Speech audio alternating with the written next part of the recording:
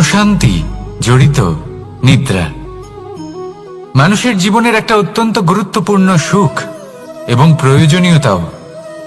দেখতে গেলে এই সংসারের প্রত্যেক পশু পাখি, প্রত্যেক জীব অবশ্যই নিদ্রা প্রাপ্ত করেন, কিন্তু মানুষ, যার মধ্যে বিচার বিবেচনা করার শক্তি অন্যদের থেকে অনেক বেশি, তার কিন্তু ঘুমের কিছু সমস্যা অবশ্যই হয়। কি বলেন, তাই তো? এবার এর কারণ কি? চিন্তা। এবার চিন্তা আমাদের সবার জীবনে আছে।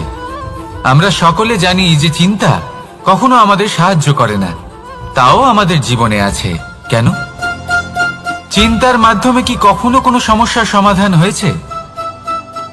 অর্থের চিন্তা করলে কি অর্থ লাভ হয়? ভবিষ্যতের চিন্তা করলে কি ভবিষ্যৎ ঠিক হয়ে যায়? স্বাস্থ্যের চিন্তা করলে কি স্বাস্থ্য নিজে থেকেই ঠিক হয়? হয় না। তাহলে এই সব কিছু থেকে আমাদের একটা ছোট্ট শিক্ষা অবশ্যই লাভ করা উচিত। আপনিও আপনার কাঁধ থেকে চিন্তার এই বোঝা নামিয়ে ফেলুন। আর এই সব ইচ্ছে একত্রিত হয়ে আমাদের মনে চিন্তা উৎপন্ন করে। তাই এই চিন্তাগুলিকে ত্যাগ করুন। প্রকৃতির প্রেমের উপর বিশ্বাস রাখুন। মনে রাখবেন, যিনি চিন্তা মুক্ত হবেন তিনি চিতা মুক্ত হবেন। সুখের নিদ্রা প্রাপ্ত করুন, আর নিদ্রায় যাবার আগে আমার সাথে ভালোবেসে বলুন, রাধা রাধা। মহাদেব, সেই দেবতা যিনি মহান, যাকে দেবতাদের দেবতা বলা হয়, যিনি হলেন আমার আরাধ্য। কখনো আপনার মনে এই প্রশ্ন এসেছে যে শিবকেই কেন মহাদেব বলা হয়, অন্য কোনো দেবতাকে কেন বলা হয় না? সেই কারণ মহাদেবের মধ্যে, ওনার মধ্যে এমন এক বিশেষ গুণ রয়েছে যা অন্য কারণ নেই। তা হলো নিঃস্বার্থ হয়ে মানুষের সেবা করা। যদি প্রয়োজন পড়ে, যদি সৃষ্টির পথে বিনাশের কালো মেঘ ছেয়ে থাকে, তখন নিজের প্রাণের চিন্তা না করে হলাহল পান করার জন্য প্রস্তুত থাকেন মহাদেব। আর এই অদ্বিতীয় ত্যাগের জন্যই শিবকে মহাদেব বলে ডাকা হয়। এবার যদি কোনো মানুষও নিঃস্বার্থ ভাবনার দ্বারা নিজেকে অর্পণ করে দেয় এই জগতের কল্যাণের জন্য, মানুষের সেবার জন্য, তাহলে তিনিও মহাপুরুষ, মহামানব হতে পারেন। যদি কেউ অভুক্ত থাকেন, তাহলে নিজের থালা থেকে অর্ধেক খাবার তাকে দিয়ে দিন। যদি কেউ অসুস্থ হন, তাহলে তাকে সেবা করার, চিকিৎসা করার চেষ্টা করুন। এই জীবন শুধু নিজের জন্য নয়, অন্যদের প্রতি, সমস্ত সংসারের প্রতি উৎসর্গ করুন। যদি এই সব মানুষ শিখে যান, তাহলে তিনি মহাদেবের পথে অগ্রসর হতে পারেন। যদি মানুষ নিঃস্বার্থ ভাবনার দ্বারা এই সংসারের সেবা করতে শিখে যান, তাহলে তিনি নিশ্চিত রূপে মহামানব অবশ্যই হতে পারবেন। আসুন আমার সাথে ভালোবেসে বলুন, রাধা রাধা। স্বর্ণ, হিরে, মুক্ত, মানিক, এই সব কিছুকে আগে পাথর বলা হতো। তাহলে এমন কি হলো যে এদের রত্ন বলা হয়? আর রত্ন তা বাস্তবে আসলে কি? এটা হলো সেই পাথর যাকে আগে আগুনের তাপ সহ্য করতে হয়েছে, পরখ করা হয়েছে, যাচাই করা হয়েছে, এদের কাটার চেষ্টা করা হয়েছে, কিন্তু তারা কখনোই নষ্ট হয়নি, বরং তারা আরো উদ্ভাসিত হয়েছে, আরো উজ্জ্বল হয়েছে, এই সংসারে আরো প্রকাশ ছড়িয়ে দিয়েছে। সেই জন্য এরা হলো এত অমূল্য, সেই জন্য এরা হলো বহুমূল্য, সেই জন্য এদের রত্ন বলা হয়। এবার মানুষের কাছেও এই নির্বাচনের অধিকার রয়েছে যে আমরা শুধু পাথর হয়ে থাকব নাকি রত্ন হয়ে থাকব। কিভাবে? আমাদের জীবনেও অনেক সমস্যা রয়েছে, বাধা আছে, বিপত্তি আছে। আমরা সেই বাধার তাপে উত্তপ্ত হই, এই সমস্যা আমাদের কাটার চেষ্টা করে। অনেক মানুষ বিভিন্ন পরিস্থিতি আমাদের ভাঙার চেষ্টা করে, কিন্তু আমাদের নষ্ট হলে চলবে না। যেভাবে এই রত্ন সমস্যার সম্মুখীন হয়ে পাথর থেকে রত্ন হয়েছে, সেইভাবেই আমাদেরও আমাদের সমস্যার সম্মুখীন হয়ে রত্ন হয়ে উঠতে হবে, এই সংসারে প্রকাশের স্রোত হয়ে উঠতে হবে। তাহলে এটাই করুন, আর আমার সাথে ভালোবেসে বলুন, রাধা রাধা। সংসারে সব থেকে বড় শক্তি আসলে কি? কেউ বলবেন শারীরিক শক্তি, কেউ বলবেন অস্ত্রের শক্তি, কেউ বলবেন জ্ঞানের শক্তি। ঠিক আছে, কিন্তু যদি আমি বলি সংসারের সব থেকে বড় শক্তি হল শক্তি কোনো এক তথ্যের, আগে হ্যাঁ, তথ্য। এই তথ্য নিজেই কিন্তু খুব শক্তিশালী, অত্যন্ত শক্তিশালী অস্ত্র হলো এই তথ্য। আর সত্যি বলতে অনুচিত তথ্যের থেকে অনেক বেশি ঘাতক হলো অসম্পূর্ণ তথ্য। যেরকম আজ শাম্ব রুক্মির সাথে করেছে, ওকে অসম্পূর্ণ তথ্য দিয়েছে, তার ফলে বিনাশ হলো। যদি এইভাবেই আপনার কাছেও কোনো অসম্পূর্ণ তথ্য আসে, আর যদি আপনি তা পরখ না করে দেখেন, যাচাই না করে দেখেন, আর নিজের কর্ম করেন, তাহলে উত্থানের বদলে আপনি পতনের সম্মুখীন হবেন। বিকাশের বদলে আপনার বিনাশ হয়ে যাবে। মনে রাখবেন একটা অত্যন্ত গুরুত্বপূর্ণ কথা, সঠিক তথ্য পাওয়া সঠিক তথ্য দেওয়ার থেকে অনেক বেশি গুরুত্বপূর্ণ। আশা করি এই কথা আপনি বুঝেছেন। জীবনে যখনই কোনো তথ্য আপনি পাবেন, সেই বিষয়ে ভেবে দেখুন, পরখ করে দেখুন, যাচাই করুন, তারপর নিজের কর্ম করুন। আর আমার সাথে ভালোবেসে বলুন, রাধা রাধা। ধর্ম এবং প্রেম, এই দুই হলো একই মুদ্রার দুই পিঠ। যদি এদের মধ্যে কোনোটা নষ্ট হয়ে যায়, তাহলে দ্বিতীয়টাও থাকে না। কখনো ভেবেছেন এমন কেন হয়? তার জন্য আগে আপনাকে বুঝতে হবে যে ধর্ম আসলে কি। ধর্ম সেটাই যা এই সংসারের প্রত্যেক মানুষকে একে অপরের সাথে সুখ এবং শান্তিতে থাকতে প্রেরণা যোগায়। এই প্রেরণার আধার হলো প্রেম। প্রেম সেটাই যা আপনার মধ্যে অন্য কারোর প্রতি করুণাবোধ জাগিয়ে তোলে, সম্মান জাগিয়ে তোলে। এবার যদি প্রেম চলে যায়, তাহলে সবার আগে বিনাশ হবে সম্মান আর করুণাবোধের। এবার যেখানে না প্রেম রয়েছে, না সম্মান রয়েছে, না করুণা রয়েছে, সেখানে ধর্ম কিভাবে বাস করবে? অশুভ ইচ্ছে জাগ্রত হয়ে ওঠে, ক্রোধ জাগ্রত হয়ে ওঠে, অহংকার জাগ্রত হয়ে ওঠে, আর তারপর আরম্ভ হয় অধর্মের। তাই যা যা ভাবনা আপনার অন্তরে প্রবেশ করছে, করতে দিন, কিন্তু যাই হোক না কেন, এই প্রেমকে নিজের থেকে দূরে যেতে দেবেন না। এই প্রেমকে চিরকাল নিজের কাছে রাখুন, নিজের হৃদয়। আর এই প্রেম ভাব নিয়ে বলুন, রাধা রাধা। মানুষের জীবনে উন্নতি লাভ করার জন্য তিনটি স্তম্ভের প্রয়োজন হয়। প্রথম স্তম্ভ শিক্ষা। এই শিক্ষা আমাদের জ্ঞান প্রদান করে। দ্বিতীয় স্তম্ভ ব্যবসা, যার দ্বারা আমরা ধন উপার্জন করি। তৃতীয় স্তম্ভ হলো আমাদের ঈশ্বর, আমাদের ইষ্ট। এনার সাথে যদি আমরা জুড়ে থাকতে পারি, তাহলে এমন একটা মানসিক বল আপনি লাভ করবেন যেটা এই সংসারে আর কোথাও পাওয়া সম্ভব নয়। কিন্তু মানুষ অনেক সময় জীবনে এই তিনটি স্তম্ভ লাভ করা সত্ত্বেও সামনে অগ্রসর হতে পারেন না। তখনও জীবনে কঠিন পরিস্থিতি আসতেই থাকে। এমনটা ঠিক কেন হয়? কারণ সে জীবনে এই তিনটি স্তম্ভ লাভ করে নেয়, জীবনে প্রয়োগও করে, কিন্তু তার ভিতের কথা সে ভুলেই যায়। যেমন প্রথম স্তম্ভ অর্থাৎ শিক্ষা। এই শিক্ষার আধার হলো শুভ চেতনা। যদি অন্তরে শুভ চেতনা না থাকে, তাহলে এই শিক্ষার কোনো গুরুত্ব থাকে না। দ্বিতীয় স্তম্ভ ব্যবসা। পরিশ্রম করে উপার্জন করতে হবে, এই কথাটা আমরা সবাই জানি এবং সবাই চেষ্টাও করি। কিন্তু ব্যবসা করতে করতে আমরা এটা ভুলে যাই আমাদের ব্যবহার কেমন হয়ে পড়েছে। এই ব্যবহার যদি শুভ হয়, তাহলে আমাদের উপার্জন আস্তে আস্তে একটা স্থির জায়গায় এসে পৌঁছবে। এবং তৃতীয় স্তম্ভ আমাদের ভগবান। যদি ওনার স্মরণে আপনি যেতে চান, তাহলে তার পূর্বে নিজের মা বাবাকে সেবা করুন, তাদের যত্ন করুন, তাদেরকে ভালোবাসুন, কারণ ওনারাই হলেন এই সংসারে আপনার সব থেকে বড় ইষ্ট। তাহলে তিন স্তম্ভের সাথে সাথে তাদের আধারকেও নিজের জীবনে প্রাধান্য দিন। কোনো সমস্যা আসবে না, জীবনে একের পর এক উন্নতি করবেন এবং এই মন প্রসন্ন হয়ে বলবে, রাধা রাধা। সুখ, দুঃখ এবং শক্তি এই তিন হলো এই সংসারের ত্রিদেবের মতো। আমাদের জীবনে যা কিছু ঘটছে এই তিনটির ভিত্তির উপরেই হচ্ছে। আসলে এই সংসারের একটা নিয়ম আছে, যখনই আপনি কিছু লাভ করেন এই সংসার আপনার পরীক্ষা নেয়। এটা জানার জন্য আপনার পরীক্ষা নেয় যে আপনি যা কিছুই লাভ করেছেন আপনি কি আদৌ সেটার যোগ্য কিনা। ঠিক সেইভাবেই এই সুখ, দুঃখ এবং শক্তি আপনার পরীক্ষা নিয়ে থাকে। যখন সুখ আসে তখন সে আপনার পরীক্ষা নেয় যে আপনার মধ্যে অহংবোধ জাগ্রত হয়নি তো।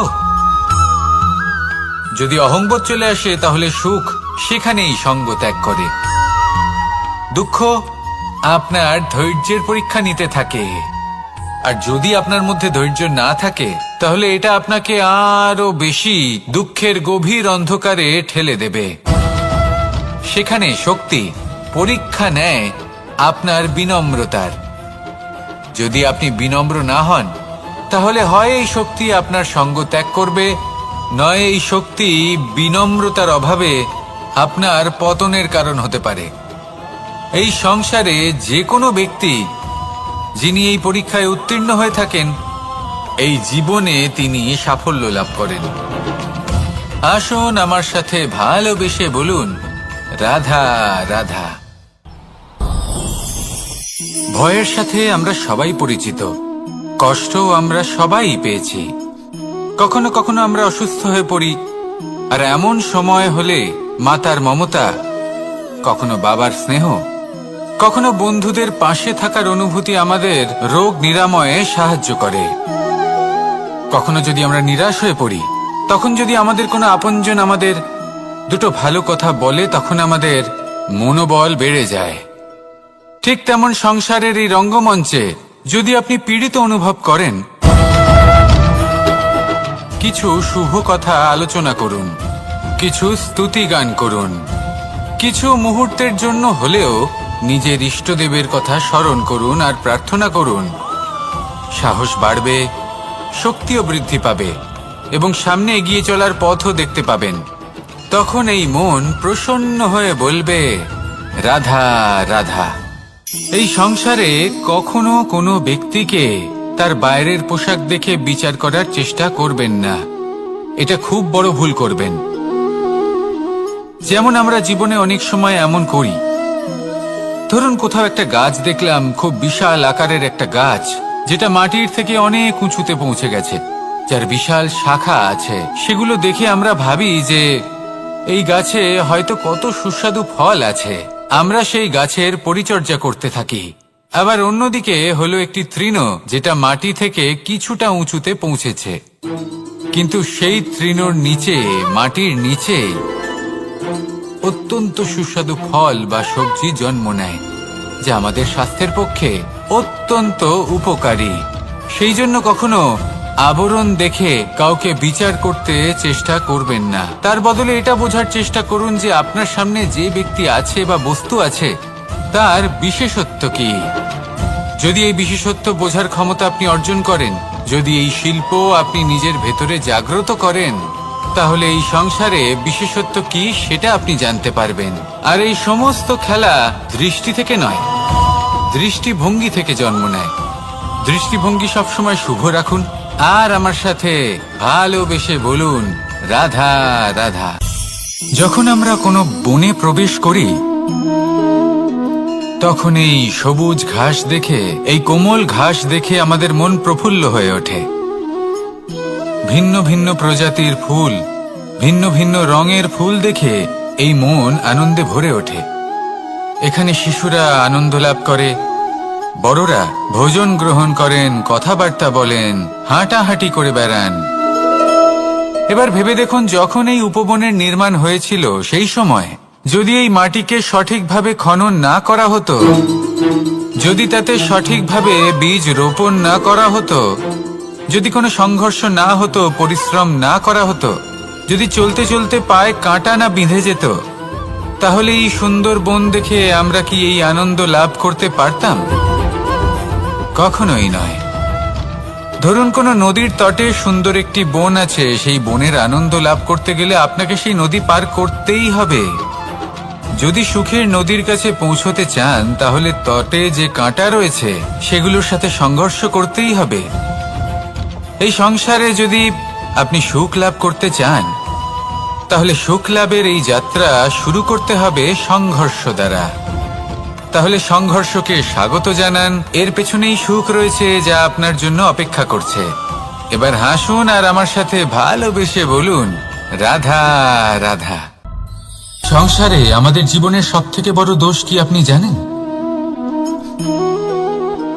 কেউ বলবেন লোভ, কেউ বলবেন লালসা, কেউ বলবেন অসত্য। দেখুন, দুঃখের মূল কারণ হলো পরিশ্রম না করা।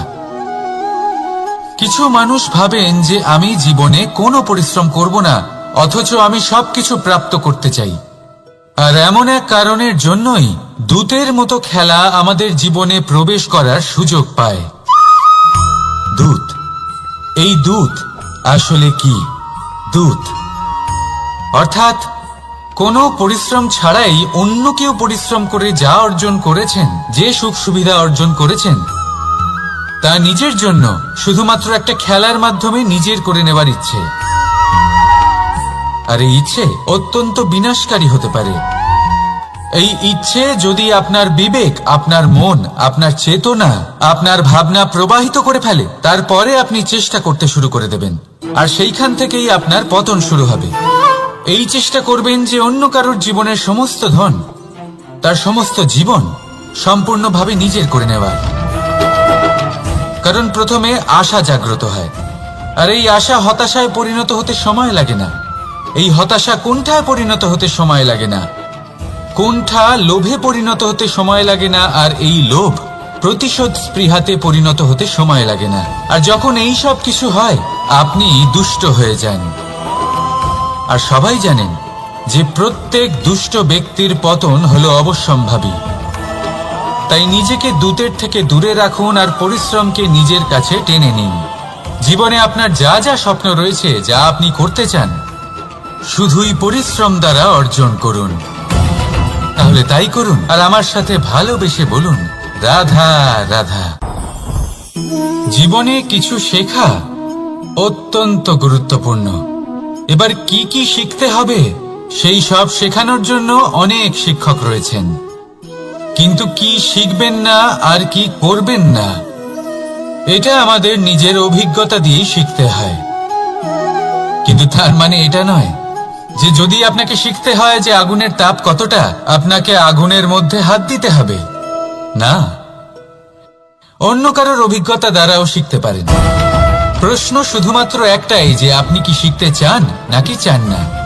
যদি আপনি এটাই ভাবেন যে আমি শুধুই নিজের অভিজ্ঞতা দ্বারাই শিখতে চাই, তাহলে জীবনকাল ছোট মনে হবে, অনেক কিছুই শিখতে পারবেন না। তাই নিজের সাথে সাথে বড়দের অভিজ্ঞতা দ্বারাও শেখা শুরু করে দিন। এই সংসারের অভিজ্ঞতা দ্বারা শিখতে শুরু করে দিন। আর এটা নিশ্চিত রূপে শেখা আবশ্যক যে কখন কি করবেন না, কোথায় থামতে হবে আর কোথায় থামবেন না। তাহলে আসুন আর আমার সাথে ভালোবেসে বলুন, রাধা রাধা। ভোজন। এবার ভোজন সংগ্রহ করার জন্য মানুষ কি না করেন, সবসময় চেষ্টা করতে থাকেন। ফসল উৎপাদনের জন্য অনেক পরিশ্রম করতে থাকেন, কিন্তু অনেক সময় অনেক পরিশ্রম করার পরেও ফসল ভালো উৎপাদন হয় না। এর কারণ কি? কারণ হলো এটাই যে আপনি পরিশ্রম হয়তো অনেক করেছেন, কিন্তু আপনার নজর তো সেই বীজের দিকে ছিলই না যা আপনি রোপণ করেছেন। সেই জন্য সবসময় কোনো বীজ রোপণ করার আগে তাকে পরখ করে দেখুন, তা অত্যন্ত আবশ্যক। আর সেইভাবেই যখনই কোনো কর্মের প্রশ্ন আসে, তাহলে সেখানে শুধুমাত্র পরিশ্রম যথেষ্ট নয়। সেই কাজের প্রতি আপনার কর্তব্য কি, আপনার উদ্দেশ্য কি, সেটা জানা হলো অত্যন্ত গুরুত্বপূর্ণ। তাই কর্ম করুন, কিন্তু সেই কর্মের প্রতি আপনার যা উদ্দেশ্য তার মাহাত্ম্য বুঝতে চেষ্টা করুন। তাহলে আসুন আমার সাথে ভালোবেসে বলুন, রাধা রাধা। প্রশান্তি জড়িত নিদ্রা। মানুষের জীবনের একটা অত্যন্ত গুরুত্বপূর্ণ সুখ এবং প্রয়োজনীয়তাও। দেখতে গেলে এই সংসারের প্রত্যেক পশু পাখি, প্রত্যেক জীব অবশ্যই নিদ্রা প্রাপ্ত করেন, কিন্তু মানুষ, যার মধ্যে বিচার বিবেচনা করার শক্তি অন্যদের থেকে অনেক বেশি, তার কিন্তু ঘুমের কিছু সমস্যা অবশ্যই হয়। কি বলেন, তাই তো? এবার এর কারণ কি? চিন্তা। এবার চিন্তা আমাদের সবার জীবনে আছে। আমরা সকলে জানি যে চিন্তা কখনো আমাদের সাহায্য করে না, তাও আমাদের জীবনে আছে। কেন? চিন্তার মাধ্যমে কি কখনো কোনো সমস্যার সমাধান হয়েছে? অর্থের চিন্তা করলে কি অর্থ লাভ হয়? ভবিষ্যতের চিন্তা করলে কি ভবিষ্যৎ ঠিক হয়ে যায়? স্বাস্থ্যের চিন্তা করলে কি স্বাস্থ্য নিজে থেকেই ঠিক হয়? হয় না। তাহলে এই সব কিছু থেকে আমাদের একটা ছোট্ট শিক্ষা অবশ্যই লাভ করা উচিত। আপনিও আপনার কাঁধ থেকে চিন্তার এই বোঝা নামিয়ে ফেলুন। আর ইচ্ছে, এই সব ইচ্ছে একত্রিত হয়ে আমাদের মনে চিন্তা উৎপন্ন করে। তাই এই চিন্তাগুলিকে ত্যাগ করুন। প্রকৃতির প্রেমের উপর বিশ্বাস রাখুন। মনে রাখবেন, যিনি চিন্তা মুক্ত হবেন তিনি চিতা মুক্ত হবেন। সুখের নিদ্রা প্রাপ্ত করুন, আর নিদ্রায় যাবার আগে আমার সাথে ভালোবেসে বলুন, রাধা রাধা।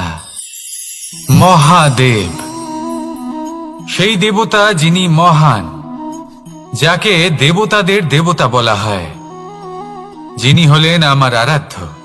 কখনো আপনার মনে এই প্রশ্ন এসেছে যে শিবকেই কেন মহাদেব বলা হয়, অন্য কোনো দেবতাকে কেন বলা হয় না? সেই কারণ মহাদেবের মধ্যে, ওনার মধ্যে এমন এক বিশেষ গুণ রয়েছে যা অন্য কারণ নেই।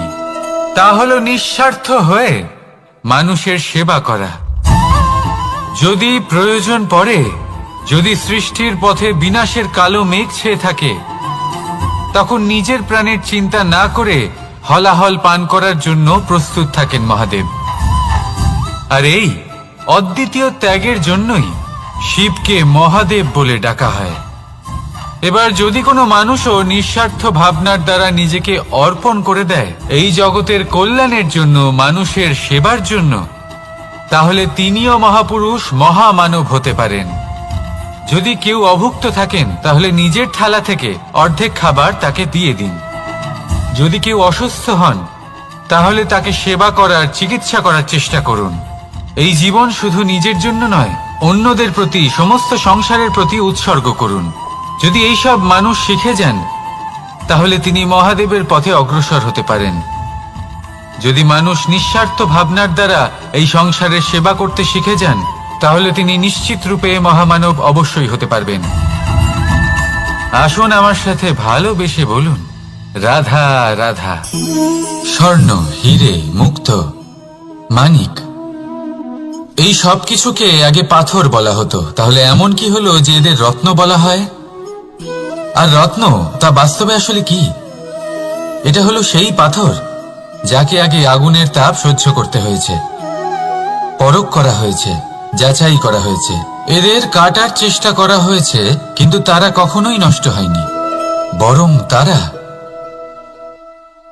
আরো উদ্ভাসিত হয়েছে, আরো উজ্জ্বল হয়েছে, এই সংসারে আরো প্রকাশ ছড়িয়ে দিয়েছে।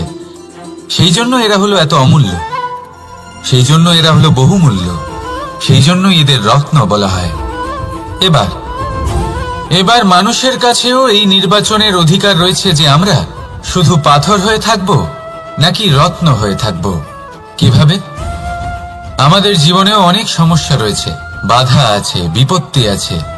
আমরা সেই বাধার তাপে উত্তপ্ত হই, এই সমস্যা আমাদের কাটার চেষ্টা করে। অনেক মানুষ বিভিন্ন পরিস্থিতি আমাদের ভাঙার চেষ্টা করে, কিন্তু আমাদের নষ্ট হলে চলবে না। যেভাবে এই রত্ন সমস্যার সম্মুখীন হয়ে পাথর থেকে রত্ন হয়েছে, সেইভাবেই আমাদেরও আমাদের সমস্যার সম্মুখীন হয়ে রত্ন হয়ে উঠতে হবে, এই সংসারে প্রকাশের স্রোত হয়ে উঠতে হবে। তাহলে এটাই করুন আর আমার সাথে ভালোবেসে বলুন, রাধা রাধা। সংসারে সব থেকে বড় শক্তি আসলে কি? কেউ বলবেন শারীরিক শক্তি, কেউ বলবেন অস্ত্রের শক্তি, কেউ বলবেন জ্ঞানের শক্তি। ঠিক আছে, কিন্তু যদি আমি বলি সংসারের সব থেকে বড় শক্তি হল শক্তি কোনো এক তথ্যের, আগে হ্যাঁ, তথ্য। এই তথ্য নিজেই কিন্তু খুব শক্তিশালী, অত্যন্ত শক্তিশালী অস্ত্র হলো এই তথ্য। আর সত্যি বলতে অনুচিত তথ্যের থেকে অনেক বেশি ঘাতক হলো অসম্পূর্ণ তথ্য। যেরকম আজ শাম্ব রুক্মির সাথে করেছে, ওকে অসম্পূর্ণ তথ্য দিয়েছে, তার ফলে বিনাশ হলো। যদি এইভাবেই আপনার কাছেও কোনো অসম্পূর্ণ তথ্য আসে, আর যদি আপনি তা পরখ না করে দেখেন, যাচাই না করে দেখেন, আর নিজের কর্ম করেন, তাহলে উত্থানের বদলে আপনি পতনের সম্মুখীন হবেন। বিকাশের বদলে আপনার বিনাশ হয়ে যাবে। মনে রাখবেন একটা অত্যন্ত গুরুত্বপূর্ণ কথা, সঠিক তথ্য পাওয়া সঠিক তথ্য দেওয়ার থেকে অনেক বেশি গুরুত্বপূর্ণ। আশা করি এই কথা আপনি বুঝেছেন। জীবনে যখনই কোনো তথ্য আপনি পাবেন, সেই বিষয়ে ভেবে দেখুন, পরখ করে দেখুন, যাচাই করুন, তারপর নিজের কর্ম করুন। আর আমার সাথে ভালোবেসে বলুন, রাধা রাধা। ধর্ম এবং প্রেম, এই দুই হলো একই মুদ্রার দুই পিঠ। যদি এদের মধ্যে কোনোটা নষ্ট হয়ে যায়, তাহলে দ্বিতীয়টাও থাকে না। কখনো ভেবেছেন এমন কেন হয়? তার জন্য আগে আপনাকে বুঝতে হবে যে ধর্ম আসলে কি। ধর্ম সেটাই যা এই সংসারের প্রত্যেক মানুষকে একে অপরের সাথে সুখ এবং শান্তিতে থাকতে প্রেরণা যোগায়। এই প্রেরণার আধার হলো প্রেম। প্রেম সেটাই যা আপনার মধ্যে অন্য কারোর প্রতি করুণাবোধ জাগিয়ে তোলে, সম্মান জাগিয়ে তোলে। এবার যদি প্রেম চলে যায়, তাহলে সবার আগে বিনাশ হবে সম্মান আর করুণাবোধের। এবার যেখানে না প্রেম রয়েছে, না সম্মান রয়েছে, না করুণা রয়েছে, সেখানে ধর্ম কিভাবে বাস করবে? অশুভ ইচ্ছে জাগ্রত হয়ে ওঠে, ক্রোধ জাগ্রত হয়ে ওঠে, অহংকার জাগ্রত হয়ে ওঠে, আর তারপর আরম্ভ হয় অধর্মের। তাই যা যা ভাবনা আপনার অন্তরে প্রবেশ করছে, করতে দিন, কিন্তু যাই হোক না কেন, এই প্রেমকে নিজের থেকে দূরে যেতে দেবেন না। এই প্রেমকে চিরকাল নিজের কাছে রাখুন, নিজের হৃদয়। আর এই প্রেম ভাব নিয়ে বলুন, রাধা রাধা। মানুষের জীবনে উন্নতি লাভ করার জন্য তিনটি স্তম্ভের প্রয়োজন হয়। প্রথম স্তম্ভ শিক্ষা। এই শিক্ষা আমাদের জ্ঞান প্রদান করে। দ্বিতীয় স্তম্ভ ব্যবসা, যার দ্বারা আমরা ধন উপার্জন করি। তৃতীয় স্তম্ভ হলো আমাদের ঈশ্বর, আমাদের ইষ্ট। এনার সাথে যদি আমরা জুড়ে থাকতে পারি, তাহলে এমন একটা মানসিক বল আপনি লাভ করবেন যেটা এই সংসারে আর কোথাও পাওয়া সম্ভব নয়। কিন্তু মানুষ অনেক সময় জীবনে এই তিনটি স্তম্ভ লাভ করা সত্ত্বেও সামনে অগ্রসর হতে পারেন না। তখনও জীবনে কঠিন পরিস্থিতি আসতেই থাকে। এমনটা ঠিক কেন হয়? কারণ সে জীবনে এই তিনটি স্তম্ভ লাভ করে নেয়, জীবনে প্রয়োগও করে, কিন্তু তার ভিতের কথা সে ভুলেই যায়। যেমন প্রথম স্তম্ভ অর্থাৎ শিক্ষা। এই শিক্ষার আধার হলো শুভ চেতনা। যদি অন্তরে শুভ চেতনা না থাকে, তাহলে এই শিক্ষার কোনো গুরুত্ব থাকে না। দ্বিতীয় স্তম্ভ ব্যবসা। পরিশ্রম করে উপার্জন করতে হবে, এই কথাটা আমরা সবাই জানি এবং সবাই চেষ্টাও করি। কিন্তু ব্যবসা করতে করতে আমরা এটা ভুলে যাই আমাদের ব্যবহার কেমন হয়ে পড়েছে। এই ব্যবহার যদি শুভ হয়, তাহলে আমাদের উপার্জন আস্তে আস্তে একটা স্থির জায়গায় এসে পৌঁছবে। এবং তৃতীয় স্তম্ভ আমাদের ভগবান। যদি ওনার স্মরণে আপনি যেতে চান, তাহলে তার পূর্বে নিজের মা বাবাকে সেবা করুন, তাদের যত্ন করুন, তাদেরকে ভালোবাসুন, কারণ ওনারাই হলেন এই সংসারে আপনার সব থেকে বড় ইষ্ট। তাহলে তিন স্তম্ভের সাথে সাথে তাদের আধারকেও নিজের জীবনে প্রাধান্য দিন। কোনো সমস্যা আসবে না, জীবনে একের পর এক উন্নতি করবেন এবং এই মন প্রসন্ন হয়ে বলবে, রাধা রাধা। সুখ, দুঃখ এবং শক্তি এই তিন হলো এই সংসারের ত্রিদেবের মতো। আমাদের জীবনে যা কিছু ঘটছে এই তিনটির ভিত্তির উপরেই হচ্ছে। আসলে এই সংসারের একটা নিয়ম আছে, যখনই আপনি কিছু লাভ করেন এই সংসার আপনার পরীক্ষা নেয়। এটা জানার জন্য আপনার পরীক্ষা নেয় যে আপনি যা কিছুই লাভ করেছেন আপনি কি আদৌ সেটার যোগ্য কিনা। ঠিক সেইভাবেই এই সুখ, দুঃখ এবং শক্তি আপনার পরীক্ষা নিয়ে থাকে। যখন সুখ আসে তখন সে আপনার পরীক্ষা নেয় যে আপনার মধ্যে অহংবোধ জাগ্রত হয়নি তো। যদি অহংবোধ চলে আসে তাহলে সুখ সেখানেই সঙ্গ ত্যাগ করে। দুঃখ আপনার ধৈর্যের পরীক্ষা নিতে থাকে, আর যদি আপনার মধ্যে ধৈর্য না থাকে তাহলে এটা আপনাকে আরো বেশি দুঃখের গভীর অন্ধকারে ঠেলে দেবে। সেখানে শক্তি পরীক্ষা নেয় আপনার বিনম্রতার। যদি আপনি বিনম্র না হন তাহলে হয় এই শক্তি আপনার সঙ্গ ত্যাগ করবে, নয় এই শক্তি বিনম্রতার অভাবে আপনার পতনের কারণ হতে পারে। এই সংসারে যে কোনো ব্যক্তি যিনি এই পরীক্ষায় উত্তীর্ণ হয়ে থাকেন এই জীবনে তিনি সাফল্য লাভ করেন। আসুন আমার সাথে ভালোবেসে বলুন, রাধা রাধা। ভয়ের সাথে আমরা সবাই পরিচিত, কষ্টও আমরা সবাই পেয়েছি।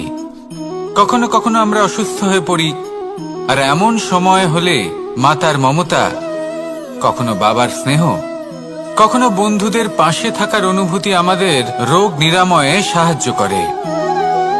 কখনো যদি আমরা নিরাশ হয়ে পড়ি, তখন যদি আমাদের কোনো আপনজন আমাদের দুটো ভালো কথা বলে তখন আমাদের মনোবল বেড়ে যায়।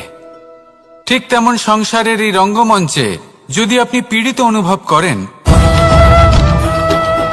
কিছু শুভ কথা আলোচনা করুন, কিছু স্তুতি গান করুন, কিছু মুহূর্তের জন্য হলেও নিজের ইষ্টদেবের কথা স্মরণ করুন আর প্রার্থনা করুন।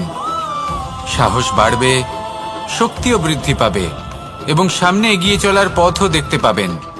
তখন এই মন প্রসন্ন হয়ে বলবে, রাধা রাধা। এই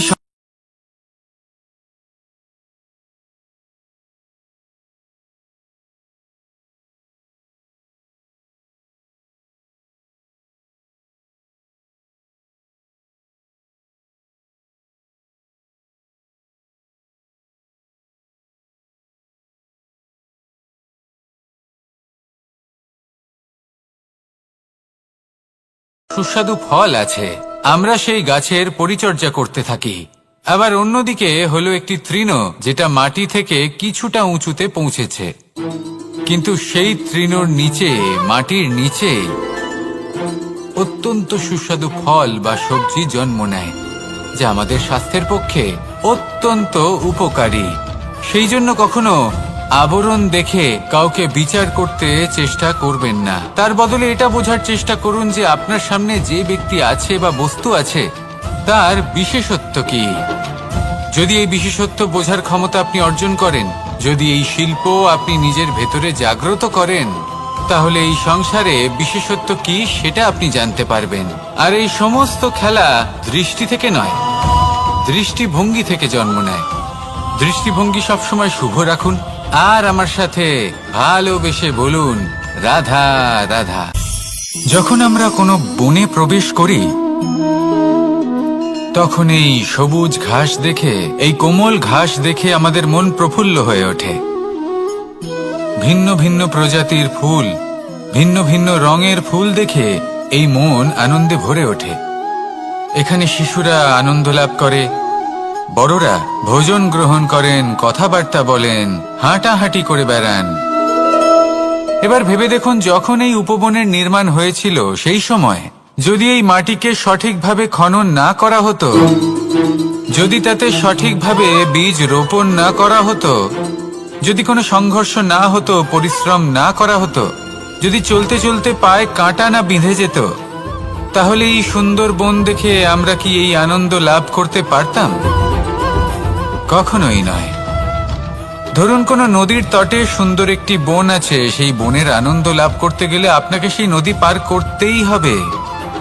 যদি সুখের নদীর কাছে পৌঁছতে চান তাহলে তটে যে কাঁটা রয়েছে সেগুলোর সাথে সংঘর্ষ করতেই হবে।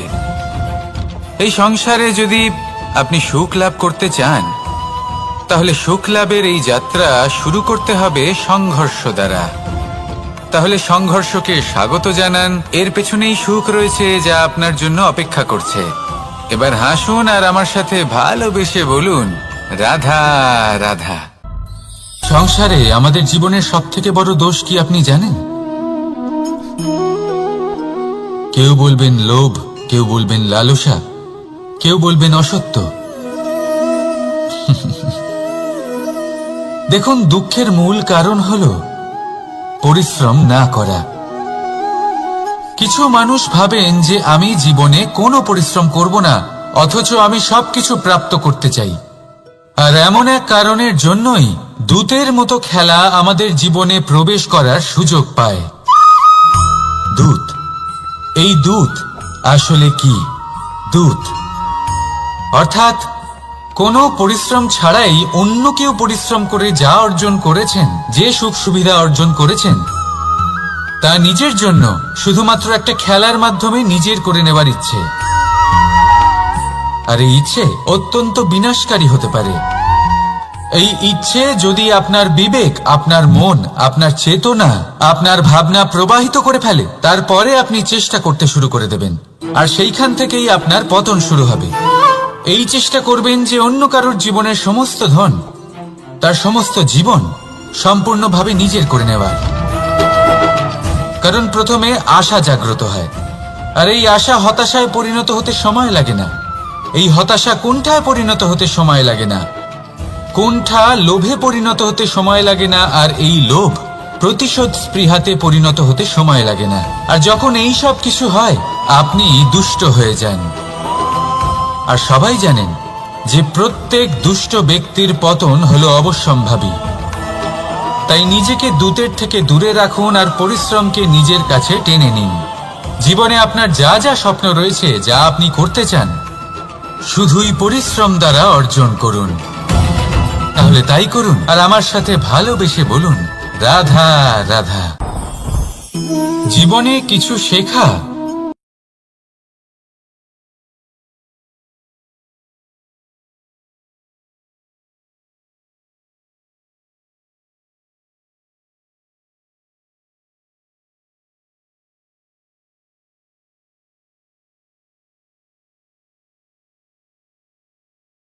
আগুনের তাপ কতটা, আপনাকে আগুনের মধ্যে হাত দিতে হবে না, অন্য কারোর অভিজ্ঞতা দ্বারাও শিখতে পারেন। প্রশ্ন শুধুমাত্র একটাই যে আপনি কি শিখতে চান নাকি চান না। যদি আপনি এটাই ভাবেন যে আমি শুধুই নিজের অভিজ্ঞতা দ্বারাই শিখতে চাই, তাহলে জীবনকাল ছোট মনে হবে, অনেক কিছুই শিখতে পারবেন না। তাই নিজের সাথে সাথে বড়দের অভিজ্ঞতা দ্বারাও শেখা শুরু করে দিন। এই সংসারের অভিজ্ঞতা দ্বারা শিখতে শুরু করে দিন। আর এটা নিশ্চিত রূপে শেখা আবশ্যক যে কখন কি করবেন না, কোথায় থামতে হবে আর কোথায় থামবেন না।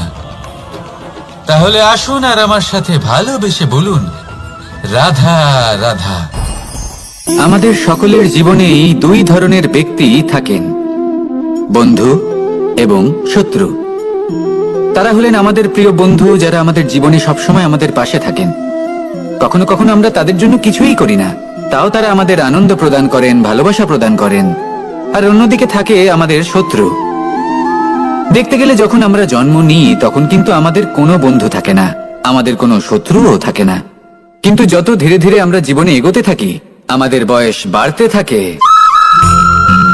তখন আমাদের বন্ধু আর শত্রু এই দুইয়ের সংখ্যা বাড়তে থাকে। আর সেই সবকিছু নির্ভর করছে আমাদের কথার ওপর এবং আমাদের ব্যবহারের ওপর। এবারে আপনি যদি কোনো ব্যক্তিকে স্বাগত জানান উদার চিত্তে, ভালোবেসে, তাহলে সেই ব্যক্তি আপনার বন্ধু হবেই হবে। কিন্তু যদি আপনি নিজে হাতে কাউকে সামনে অগ্রসর হতে বাধা দেন, বিনা কারণে তার সাথে খারাপ ব্যবহার করেন, তাহলে তার মনে শত্রুতার বোধ অবশ্যই জেগে উঠবে। আর রইল বিষয় কথার, যদি আপনার কথা মধুর হয় তাহলে সবাইকে আপনি আপন করে নিতে পারবেন। এই কথাই যদি কটু হয় তাহলে আপনার আপনজনেরাও দূরে চলে যেতে পারে। তাই নিজের কথার উপর সংযম রাখুন এবং নিজের আচরণ উদার করে তুলুন। জীবনে সুখী সুখ থাকবে। আসুন আমার সাথে ভালোবেসে বলুন, রাধা রাধা। এই সংসারে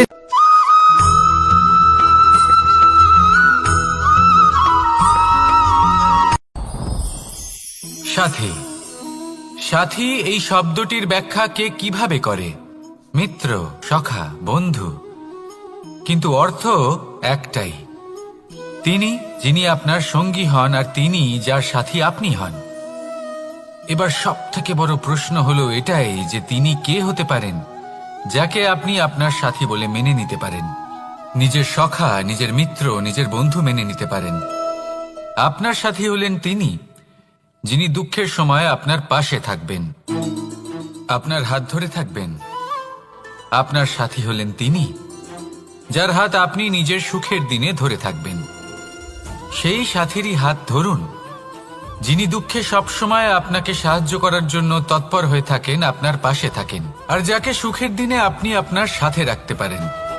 আর যখন আপনার সাথে আপনার এই সাথী থাকবে তখন আপনি এটা বুঝবেন যে যখন জীবনে দুঃখ আসে তখন এই দুঃখ কমে যায়, সবার মধ্যে ভাগ হয়ে যায়। আর যদি তখন সুখ আসে তাহলে সেটা সবার উপস্থিতিতে আরো বেড়ে যায়। এটাই হলো প্রেম, এটাই হলো ভালোবাসা, এটাই হলো সঙ্গ।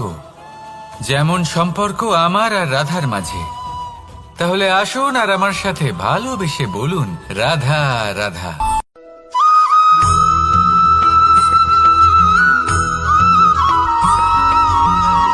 জীবন কিসের উপর নির্ভরশীল? ধনের ওপর, বৈভবের অনুভব যদি আপনি করতে চান তাহলে তা পাবেন শুধু একতার দ্বারা, সংগঠনের দ্বারা। যদি আপনাকে উদাহরণ দিই, নিজের এই হাতটাকে দেখুন, 5টা আঙুল রয়েছে। কোনো একটা বস্তুকে নিজের একটা আঙুল দ্বারা তুলে ধরার চেষ্টা করে দেখুন, বড়ই কষ্ট হবে। তখন আপনি বুঝতে পারবেন যখন এই 5টি আঙুল একত্রিত হয় তখন কোনো কাজ কতটা সহজ হতে পারে। এটাই হলো শক্তি একতার। সব থেকে ভালো উদাহরণ যদি আপনাকে দিই তাহলে বাঁশি। এই বাঁশি থেকে অত্যন্ত মধুর সুর নির্গত হয় যা সবার মন প্রসন্ন করে দেয়। এই কথা সত্যি, কিন্তু এই বাঁশি আমি একটা বা দুটো আঙুল দিয়ে বাজাতে পারবো না। আমাকে প্রত্যেকটা আঙুল ব্যবহার করতেই হবে, তবেই এর থেকে মধুর সুর নির্গত হবে যা সকলকে প্রসন্ন করবে, ঠিক কিনা? ঠিক এইভাবেই যদি আপনি চান যে আপনার জীবনরূপী বাঁশি থেকেও মধুর সুর নির্গত হোক বা সবার মনকে প্রসন্ন করে তুলুক, তাহলে আপনাকেও জীবনে একতা নিয়ে আসতেই হবে। আপনি একাও কর্ম করতে পারেন, পথ চলতেও পারেন, সামনেও এগোতে পারেন, সাফল্যও লাভ করতে পারেন। কিন্তু যখন সকলে একসাথে এগোবেন, সেই পথে চলবেন, সেই কর্মই করবেন, তখন লক্ষ্যে অবশ্যই পৌঁছবেন, সাফল্য অবশ্যই লাভ করবেন। কিন্তু সেই সাফল্য এবং তার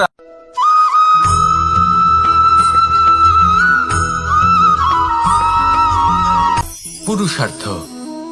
শাস্ত্রে 4 ধরনের পুরুষার্থের কথা বলা হয়েছে। প্রথম হলো ধর্ম।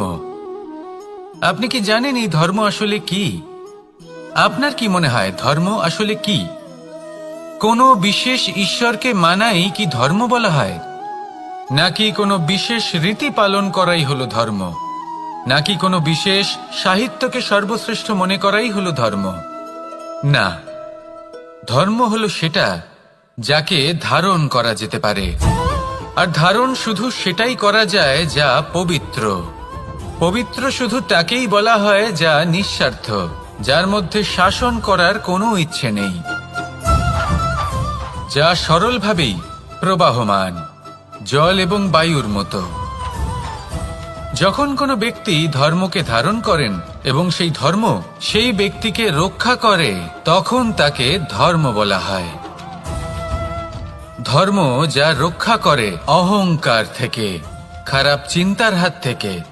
সেই জন্য পুরুষার্থ গড়ে তোলার আগে, ধর্ম পালন করার আগে ধর্মের প্রকৃত অর্থ কি সেটা বুঝে নিন। এটা জেনে রাখুন যে সমস্ত ধর্মের আধার, সমস্ত ধর্মের ভিত শুধুমাত্র ভালোবাসা। আসুন আর এই ভালোবাসার সাথেই বলুন, রাধা রাধা।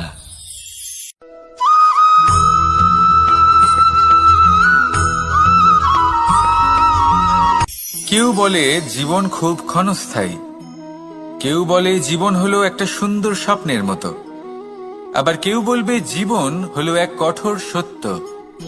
কিন্তু জীবন আসলে কি? জীবন হলো আপনারই প্রতিবিম্ব, একটা দর্পণ। অর্থাৎ আপনি জীবনকে সেইভাবেই পাবেন যেরকম আপনি নিজেকে প্রতিপন্ন করবেন। যদি আপনি দর্পণের দিকে তাকিয়ে হাসেন, তাহলে আপনি সামনে হাসি মুখী দেখতে পাবেন।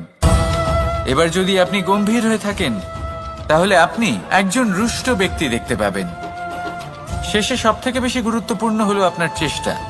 আপনাকে সবসময় চেষ্টা করতে হবে যাতে আপনি নিজেকে প্রসন্ন এবং ইতিবাচক মনোভাবে রাখেন। এটা হলো আপনারই উত্তরদায়িত্ব, তাকে পালন করুন। এই মনকে প্রসন্ন রাখুন, এই সংসারকে সুন্দর বলে মনে হবে।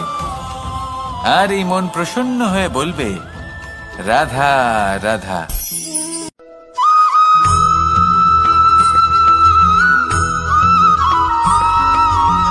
এই সংসারে প্রত্যেক মানুষ এটাই চান যে তিনি যেন ধনবান হন, আর্থিক অবস্থা তার ভালো থাকে, ওনার বাড়িতে লক্ষ্মীর আগমন হয়। কিন্তু সেটা হবে কি করে, সেটাই হলো প্রশ্ন। কেউ বলেন যে যদি পরিশ্রম করো তাহলে ধন অর্জন সম্ভব, কেউ বলেন যে যদি বিদ্যা লাভ হয় তবেই ধন অর্জন সম্ভব, কেউ বলেন যে যদি বলশালী হও তবেই সম্পন্ন থাকবে। ভালো কথা, যদি তাই হয়ে থাকে, তবে দিনমজুর সারা দিন পরিশ্রম করেন, তিনি কেন ধনী হন না? অনেকজন বিদ্বান মানুষ আছেন এই সংসারে, তারা কেন ধনবান হন না? অনেক সংখ্যক বলশালী ব্যক্তি আছেন, তাদের কাছে ধন নেই কেন? তাদের কেন ধনের অভাব হয়? আবার এমনও কিছু মানুষ আছেন যারা পরিশ্রম করেন, তারা দিনমজুর, কিন্তু তারা ধন অর্জন করতে পারেন। কিছু বিদ্বান ব্যক্তি আছেন যাদের কাছে অধিক মাত্রায় ধন রয়েছে, কয়েকজন বলশালী ব্যক্তি রয়েছেন যাদের কাছে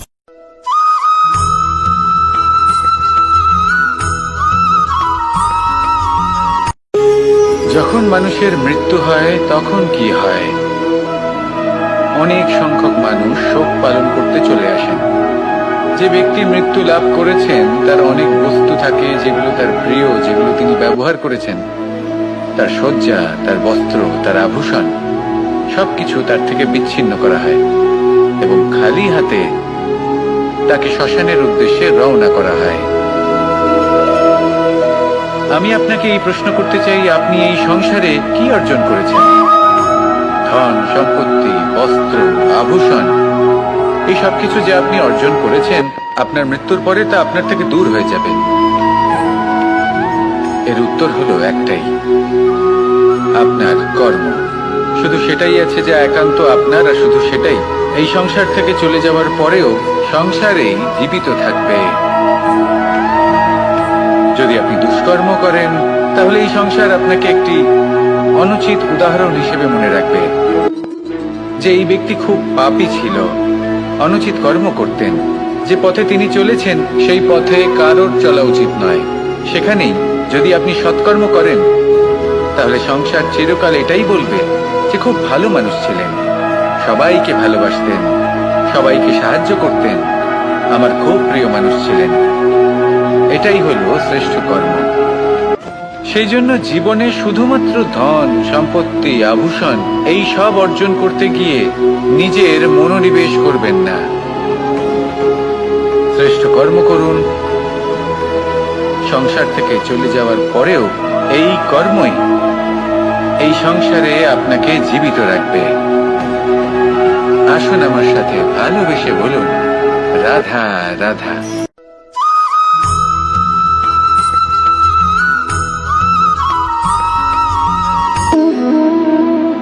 সম্পর্ক হলো আমাদের জীবনের একটি আধার। কিছু সম্পর্ক এমন যে আমরা জন্মসূত্রে লাভ করি, যেমন পরিবার, মা, বাবা। কিছু সম্পর্ক আছে যে আমরা জীবনে অর্জন করে থাকি, তা সে প্রেমের হোক, স্নেহের হোক বা বন্ধুত্বের। এই সকল সম্পর্ক লাভ করার বা গড়ে তোলার 5টি ধাপ রয়েছে। প্রথম ধাপ, কোনো ব্যক্তির সাথে আলাপ হওয়া, তার সাথে কথা বলা বা তাকে দেখা। দ্বিতীয় ধাপ, সে ব্যক্তিকে আমাদের ভালো লাগা। তৃতীয় ধাপ, আমাদের এটা চাইতে শুরু করা যে জীবনে এই ব্যক্তি যেন আমাদের বন্ধু হন, আমাদের জীবনে থাকেন, বা আমাদের কাউকে ভালোবেসে ফেলা। আর এটা আমাদের ভাবা বা চাওয়া যে সেই ব্যক্তি যেন আজীবন আমার সাথে থাকেন, আমার জীবনে আমার সাথী হয়ে। চতুর্থ ধাপ, লাভ করা। এবার এই ধাপটি অনেক মানুষের পক্ষেই খুবই সরল হয়, বড়ই সরল ভাবে নিজেদের সঙ্গীকে লাভ করে থাকেন। কিছু মানুষের জন্য এই ধাপ অত্যন্ত কঠিন হয়ে থাকে।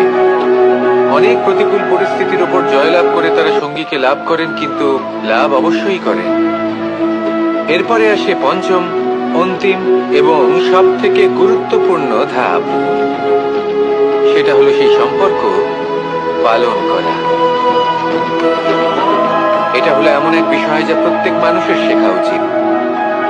যদি ব্যক্তি নিজের জীবনে সম্পর্ক রক্ষা করতে শিখে যান, তবে প্রত্যেক সম্পর্ক তার জীবনকে স্বর্গ করে তুলবে।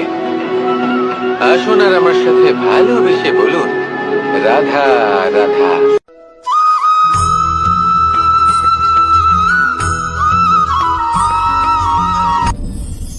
আপনি কি কখনো কোনো জলের ধারা দেখেছেন?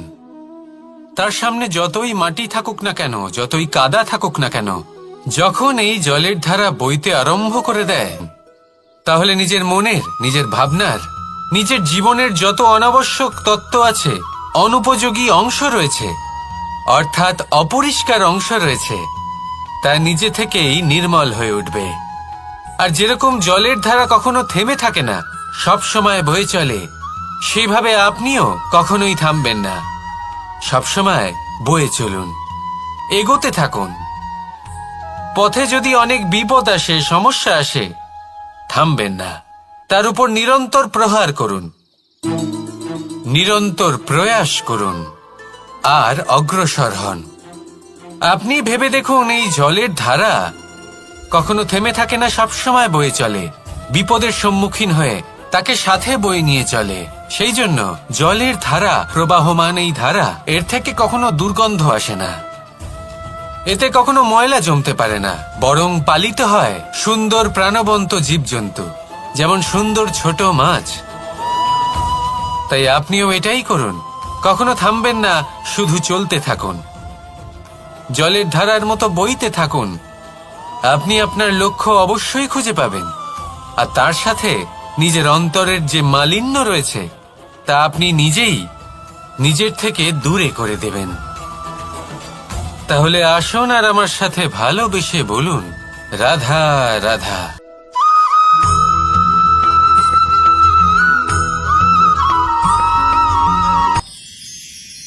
মানুষ তার জীবনে দুই ধরনের পরিস্থিতিকে খুব ভয় পায়। এক, কোনো কারণবশত কারোর সামনে নত হওয়া। দুই, কোনো কারণে নিজের চরিত্র থেকে, নিজের মূল্যবোধ থেকে বিচ্যুত হওয়া। এবার কেন হয় এরকম যে কথায় কথায় কারোর সামনে নত হতে হয়? কেন বারংবার নিজের চরিত্র থেকে চ্যুত হতে হয়? এরকম কেন হয়? এটা তখনই হয় যখন আমাদের শিক্ষা এবং মূল্যবোধের অভাব থাকে।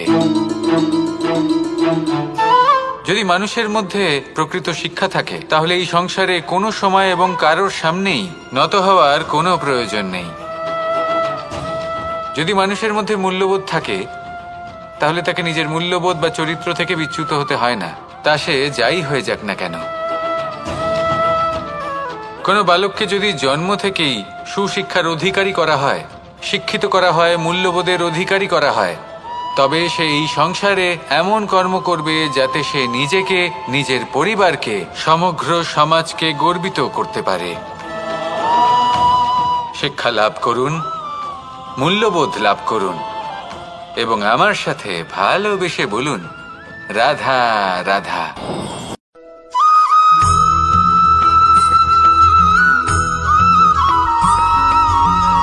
আপনি কখনো কোনো বাজকে নিজের বাসা বানাতে দেখেছেন? এই বাজ যখনই কোনো বাসা বানায়, তখন উঁচু গাছের ডালে বা কোনো পর্বতের শিখরে বাসা বানায়, অনেক উচ্চতায়, আর সেখানে তার সন্তানও জন্মগ্রহণ করে।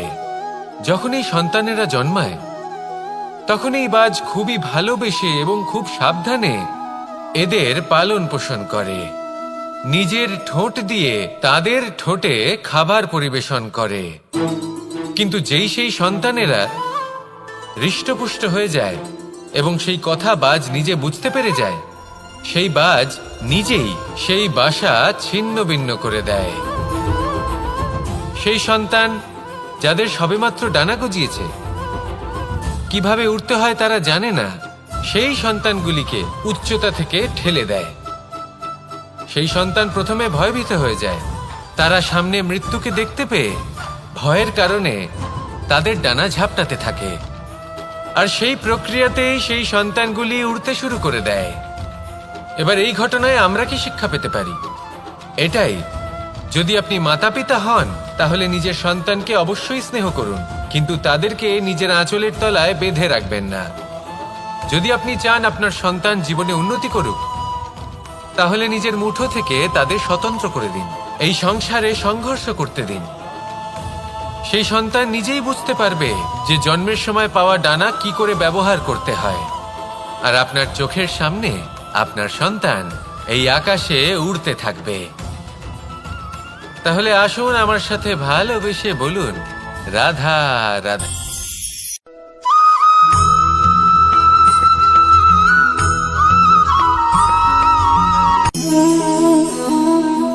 নিয়তি। রাধা আমাকে বলে, কৃষ্ণ, যদি তুমি জানো যে নিয়তিতে কি আছে, তাহলে তাকে বদলে দাও না কেন? মহাদেব আমাকে বলেন যে শ্রীকৃষ্ণ, যদি আপনি এটা জানেন যে সাম্বের নিয়তি এটাই, তাহলে আপনি তাকে বদলানোর চেষ্টা কেন করেন? কেন? কারণ আমি একজন পিতা, আর পিতার কর্তব্য এটাই, তিনি যেন সম্ভাব্য সব চেষ্টা করেন নিজের সন্তানের মঙ্গলের জন্য। নিয়তি আমি জানি, কিন্তু এটাও আমি জানি যে কর্মের থেকে বড় আর কোনো নিয়তি হতে পারে না। অভিজ্ঞতাও রয়েছে যে কর্মের হাতে নিয়তির এই চক্র বদলে যেতে পারে। তাই জীবনে যদি আপনার কখনো এমন মনে হয় যে এটা তো অসম্ভব, তখনও চেষ্টা করা কখনোই ছাড়বেন না। কে বলতে পারে আপনারই কর্মের কোনো এক বীজ হয়তো নিয়তির চাকায় আটকে গেল, আর নিয়তিকে নিজের পথ পাল্টাতে হলো, ঠিক কিনা? সেই জন্য নিয়তিকে ভাগ্য মেনে নিয়ে চুপ করে বসে থাকবেন না। নিজের নিয়তি স্বয়ং নিজের কর্মের দ্বারা নির্ধারিত করুন, কারণ আপনার এই কর্মের ওপরেই আপনার অধিকার রয়েছে, আর এই অধিকারকে নিয়তি অনেক সময় সম্মানও করে। তাহলে আসুন আর আমার সাথে ভালোবেসে বলুন, রাধা রাধা।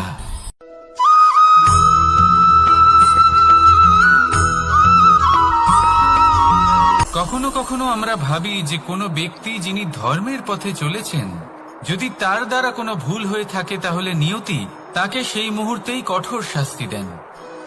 কিন্তু সেই সব মানুষ যারা সংসারের সবথেকে বড় অধর্মী, বহু নিকৃষ্ট মানের কাজ করেন, তাদের নিয়তি অনেক সুযোগ দেন।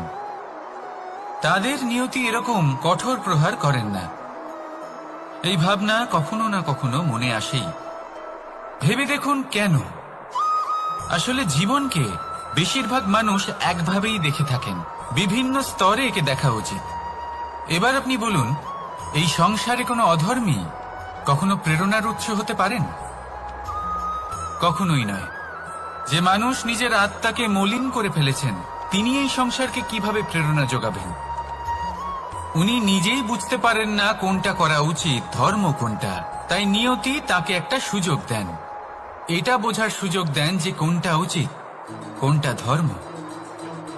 সুযোগ দেন নিজের বিবেক জাগিয়ে তোলার, তাকে সুযোগ দেন নিজের অন্তরাত্মার ডাক শোনার।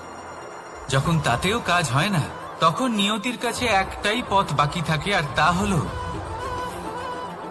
মহাবিনাশ। মহাবিনাশ হয়তো দেরিতেই আসতে পারে, কিন্তু তা অবশ্যই আসবে। আর যখন মহাবিনাশ আসে, তখন মহাবিনাশের যন্ত্রণা সমগ্র মানব জীবনের যন্ত্রণার থেকে অনেক বেশি হয়। এই কথাটা সবসময় মনে রাখবেন। আর অন্যদিকে যে মানুষ ধর্মের পথে চলছেন, তার দ্বারা যদি কোনো ভুল হয়ে থাকে, তখন নিয়তি তার পরীক্ষা নেন। কিছুক্ষণের জন্য মানুষের মনে হতে পারে নিয়তি তাকে কঠোর শাস্তি দিয়েছেন।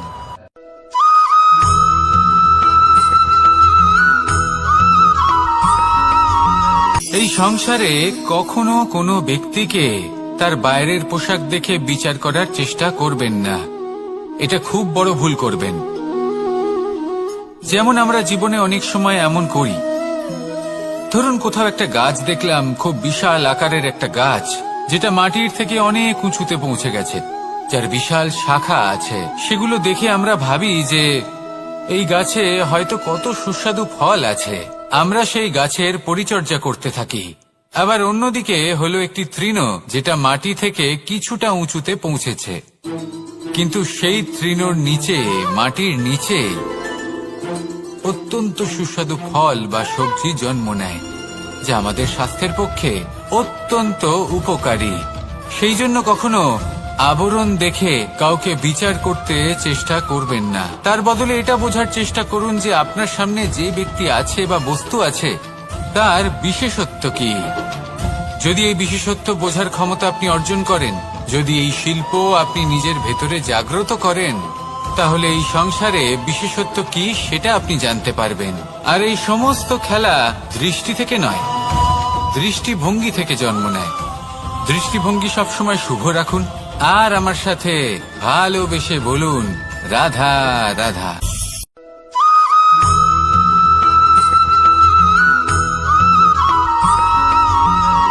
পুরুষার্থ। শাস্ত্রে 4 ধরনের পুরুষার্থের কথা বলা হয়েছে। প্রথম হলো ধর্ম। আপনি কি জানেন এই ধর্ম আসলে কি? আপনার কি মনে হয় ধর্ম আসলে কি? কোনো বিশেষ ঈশ্বরকে মানাই কি ধর্ম বলা হয়? নাকি কোনো বিশেষ রীতি পালন করাই হলো ধর্ম? নাকি কোনো বিশেষ সাহিত্যকে সর্বশ্রেষ্ঠ মনে করাই হলো ধর্ম? না, ধর্ম হলো সেটা যাকে ধারণ করা যেতে পারে। আর ধারণ শুধু সেটাই করা যায় যা পবিত্র। পবিত্র শুধু তাকেই বলা হয় যা নিঃস্বার্থ, যার মধ্যে শাসন করার কোনো ইচ্ছে নেই, যা সরলভাবেই প্রবাহমান, জল এবং বায়ুর মতো। যখন কোনো ব্যক্তি ধর্মকে ধারণ করেন এবং সেই ধর্ম সেই ব্যক্তিকে রক্ষা করে, তখন তাকে ধর্ম বলা হয়। ধর্ম যা রক্ষা করে অহংকার থেকে, খারাপ চিন্তার হাত থেকে। সেই জন্য পুরুষার্থ গড়ে তোলার আগে, ধর্ম পালন করার আগে, ধর্মের প্রকৃত অর্থ কি সেটা বুঝে নিন। এটা জেনে রাখুন যে সমস্ত ধর্মের আধার, সমস্ত ধর্মের ভিত শুধুমাত্র ভালোবাসা। আসুন আর এই ভালোবাসার সাথেই বলুন, রাধা রাধা।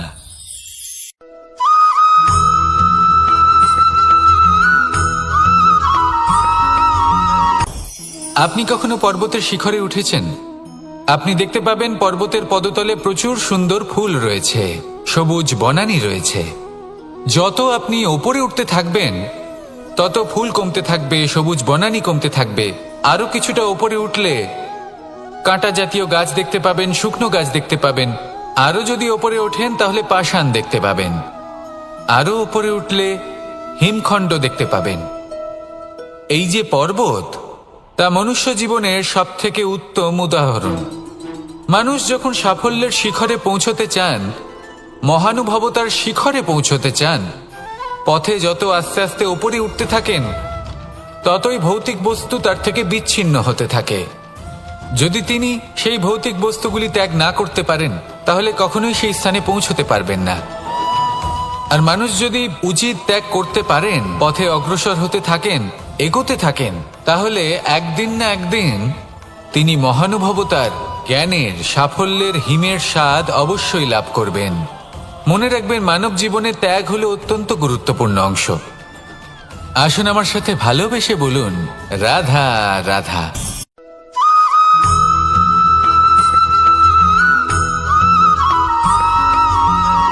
কেউ বলে জীবন খুব ক্ষণস্থায়ী, কেউ বলে জীবন হলো একটা সুন্দর স্বপ্নের মতো, আবার কেউ বলবে জীবন হলো এক কঠোর সত্য। কিন্তু জীবন আসলে কি? জীবন হলো আপনারই প্রতিবিম্ব, একটা দর্পণ। অর্থাৎ আপনি জীবনকে সেইভাবেই পাবেন যেরকম আপনি নিজেকে প্রতিপন্ন করবেন। যদি আপনি দর্পণের দিকে তাকিয়ে হাসেন, তাহলে আপনি সামনে হাসি মুখী দেখতে পাবেন। এবার যদি আপনি গম্ভীর হয়ে থাকেন, তাহলে আপনি একজন রুষ্ট ব্যক্তি দেখতে পাবেন।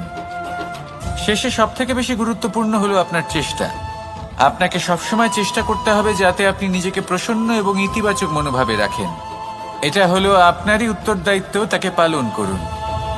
এই মনকে প্রসন্ন রাখুন, এই সংসারকে সুন্দর বলে মনে হবে। আর এই মন প্রসন্ন হয়ে বলবে, রাধা রাধা।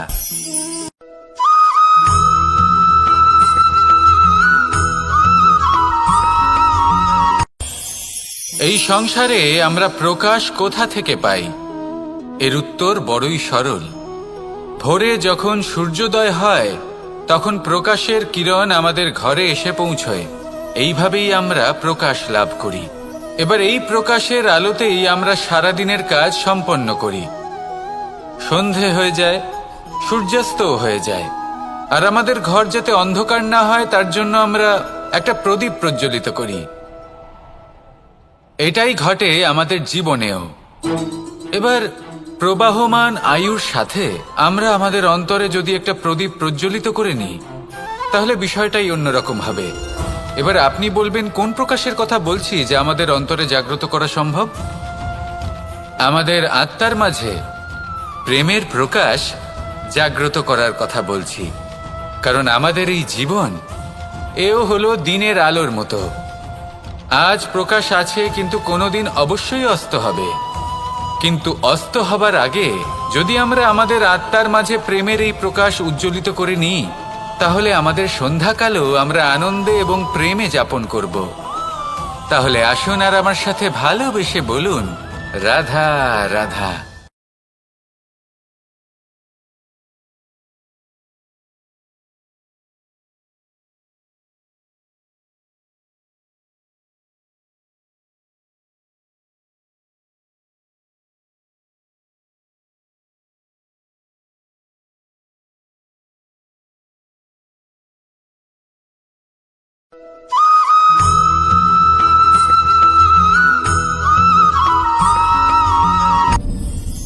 আপনি কি কখনো কোনো জলের ধারা দেখেছেন?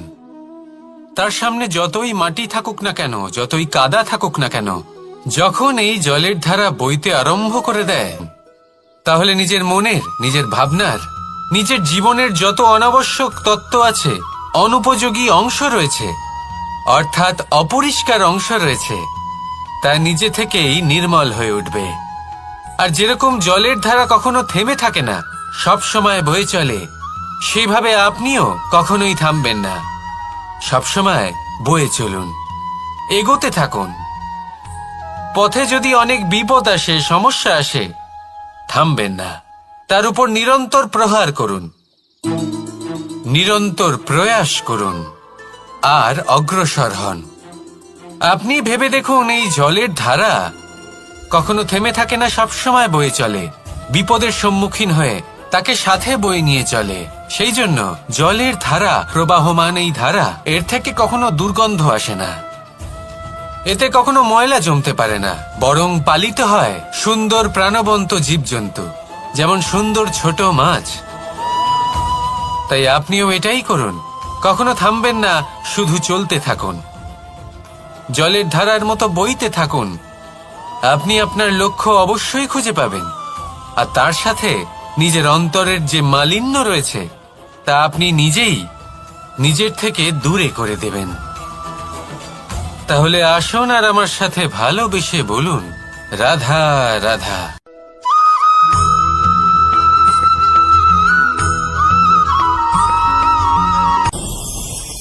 ভয়ের সাথে আমরা সবাই পরিচিত, কষ্টও আমরা সবাই পেয়েছি।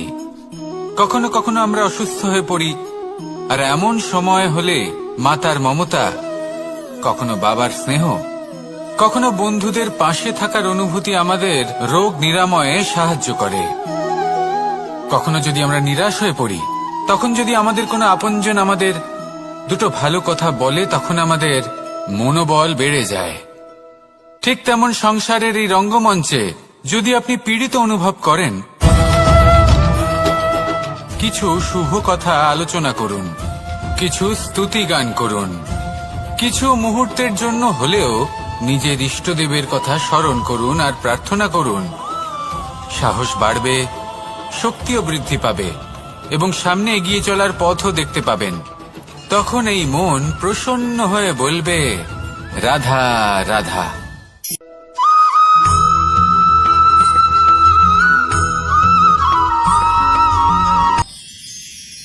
মানুষ তার জীবনে দুই ধরনের পরিস্থিতিকে খুব ভয় পায়। এক, কোনো কারণবশত কারোর সামনে নত হওয়া। দুই, কোনো কারণে নিজের চরিত্র থেকে, নিজের মূল্যবোধ থেকে বিচ্যুত হওয়া।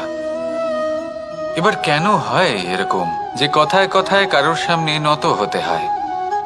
কেন বারংবার নিজের চরিত্র থেকে চ্যুত হতে হয়? এরকম কেন হয়? এটা তখনই হয় যখন আমাদের শিক্ষা এবং মূল্যবোধের অভাব থাকে। যদি মানুষের মধ্যে প্রকৃত শিক্ষা থাকে, তাহলে এই সংসারে কোনো সময় এবং কারোর সামনেই নত হওয়ার কোনো প্রয়োজন নেই।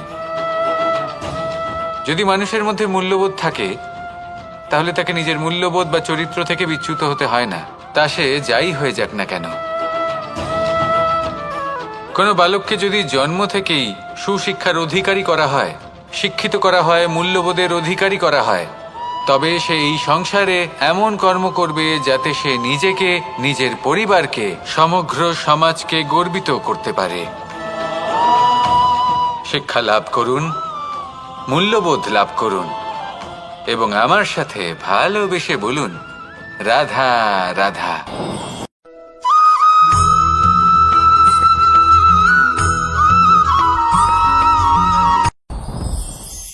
সাথী। সাথী এই শব্দটির ব্যাখ্যা কে কিভাবে করে? মিত্র, সখা, বন্ধু। কিন্তু অর্থ একটাই, তিনি যিনি আপনার সঙ্গী হন আর তিনি যার সাথী আপনি হন। এবার সব থেকে বড় প্রশ্ন হলো এটাই যে তিনি কে হতে পারেন যাকে আপনি আপনার সাথী বলে মেনে নিতে পারেন, নিজের সখা, নিজের মিত্র, নিজের বন্ধু মেনে নিতে পারেন। আপনার সাথী হলেন তিনি যিনি দুঃখের সময় আপনার পাশে থাকবেন, আপনার হাত ধরে থাকবেন। আপনার সাথী হলেন তিনি যার হাত আপনি নিজের সুখের দিনে ধরে থাকবেন। সেই সাথীরই হাত ধরুন যিনি দুঃখে সবসময় আপনাকে সাহায্য করার জন্য তৎপর হয়ে থাকেন, আপনার পাশে থাকেন, আর যাকে সুখের দিনে আপনি আপনার সাথে রাখতে পারেন। আর যখন আপনার সাথে আপনার এই সাথী থাকবে, তখন আপনি এটা বুঝবেন যে যখন জীবনে দুঃখ আসে, তখন এই দুঃখ কমে যায়, সবার মধ্যে ভাগ হয়ে যায়। আর যদি তখন সুখ আসে, তাহলে সেটা সবার উপস্থিতিতে আরো বেড়ে যায়। এটাই হলো প্রেম, এটাই হলো ভালোবাসা, এটাই হলো সঙ্গ। যেমন সম্পর্ক আমার আর রাধার মাঝে। তাহলে আসুন আর আমার সাথে ভালোবেসে বলুন, রাধা রাধা।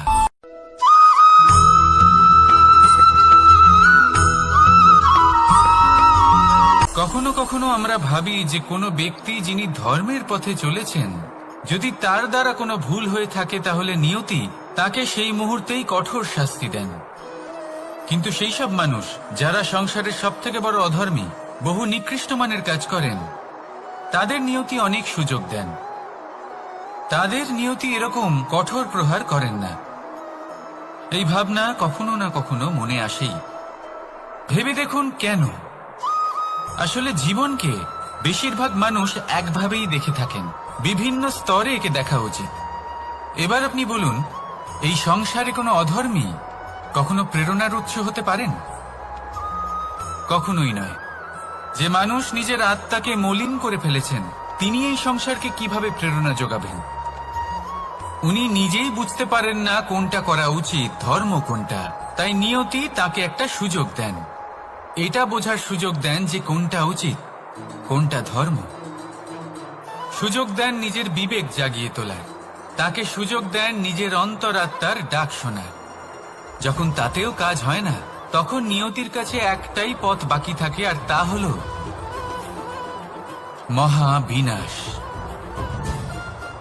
মহাবিনাশ হয়তো দেরিতেই আসতে পারে, কিন্তু তা অবশ্যই আসবে।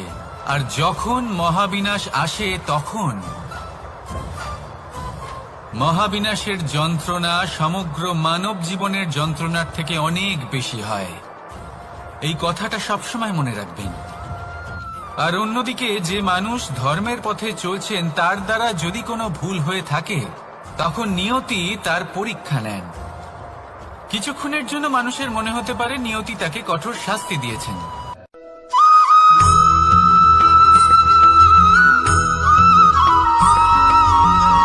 মানুষের মানসিকতা এমন হয় যে সে যতটা করে আশা করে যে তার থেকে অনেক বেশি তার বদলে সে পাবে। দেখুন, সবকিছুই আপনার ভাবনা চিন্তার উপর নির্ভর করছে।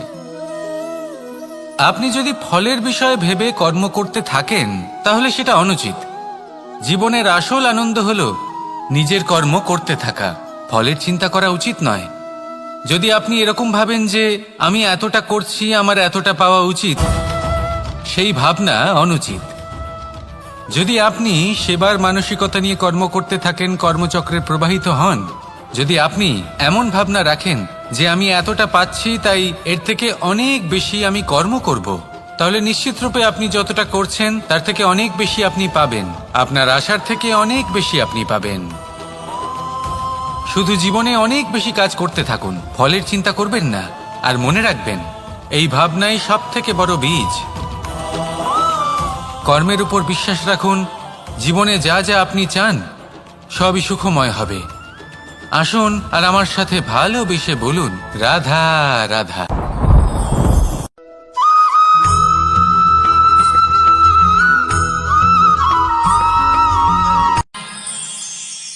আমরা সবাই সূর্যকে সম্মান কেন করি? কারণ আমরা জানি যে সন্ধেবেলা যখন সূর্যাস্ত হবে তখন শুধুমাত্র অন্ধকার বাকি থাকবে। ঠিক কিছুটা এরকমই হয় আমাদের মাতা পিতাও, যিনি আমাদের জন্ম দেন, আমাদের ভরণ পোষণ করেন, আমাদের বড় করেন, আমাদের প্রেম প্রদান করেন। কখনো কখনো তাদের মুখ থেকে কটু কথা নিঃসৃত হয়, আমাদের দুঃখ হয়, কিন্তু তখন আমাদের এটা বোঝা উচিত এগুলি নিঃসৃত হচ্ছে আমাদেরই মঙ্গলের জন্য। যেমন সূর্যদেব, উনিও উত্তাপ দিয়ে থাকেন আমাদেরই মঙ্গলের জন্য, যাতে ফসল পাকতে পারে, যাতে জল বাষ্প হয়ে মেঘ হতে পারে, বৃষ্টি হতে পারে, আর এই সংসারে নিরন্তর জলের প্রবাহ থাকে। আমাদের মাতা পিতা, তাদের কঠোর আচরণ, তাদের কঠোর অনুশাসনের পেছনে লুকিয়ে থাকে ওনাদের ভালোবাসা। আমাদের তা বুঝতে হবে, সসম্মানে ওনাদের গ্রহণ করতে হবে।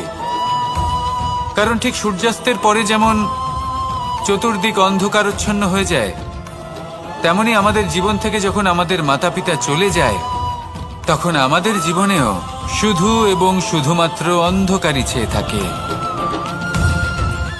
সেই জন্য নিজের মাতা পিতাকে সম্মান করুন, ওনাদের ভালোবাসা প্রদান করুন।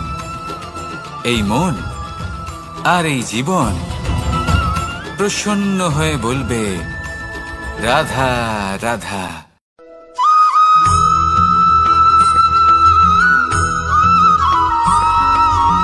এই সংসারে কখনো কোনো ব্যক্তিকে তার বাইরের পোশাক দেখে বিচার করার চেষ্টা করবেন না, এটা খুব বড় ভুল করবেন। যেমন আমরা জীবনে অনেক সময় এমন করি, ধরুন কোথাও একটা গাছ দেখলাম, খুব বিশাল আকারের একটা গাছ, যেটা মাটির থেকে অনেক উঁচুতে পৌঁছে গেছে, যার বিশাল শাখা আছে। সেগুলো দেখে আমরা ভাবি যে এই গাছে হয়তো কত সুস্বাদু ফল আছে, আমরা সেই গাছের পরিচর্যা করতে থাকি।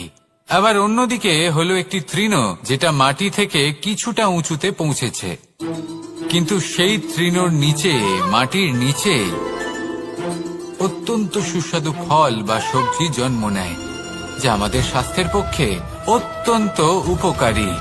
সেই জন্য কখনো আবরণ দেখে কাউকে বিচার করতে চেষ্টা করবেন না, তার বদলে এটা বোঝার চেষ্টা করুন যে আপনার সামনে যে ব্যক্তি আছে বা বস্তু আছে তার বিশেষত্ব কি।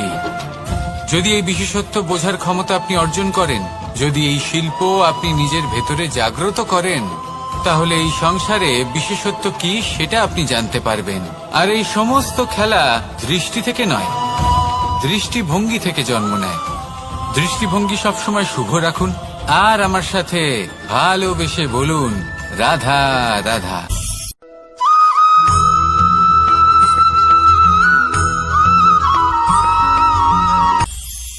এটা হলো ধান গাছ। এর থেকে যে চাল উৎপন্ন হয় তা মানুষ গ্রহণ করেন। আর এটা কি?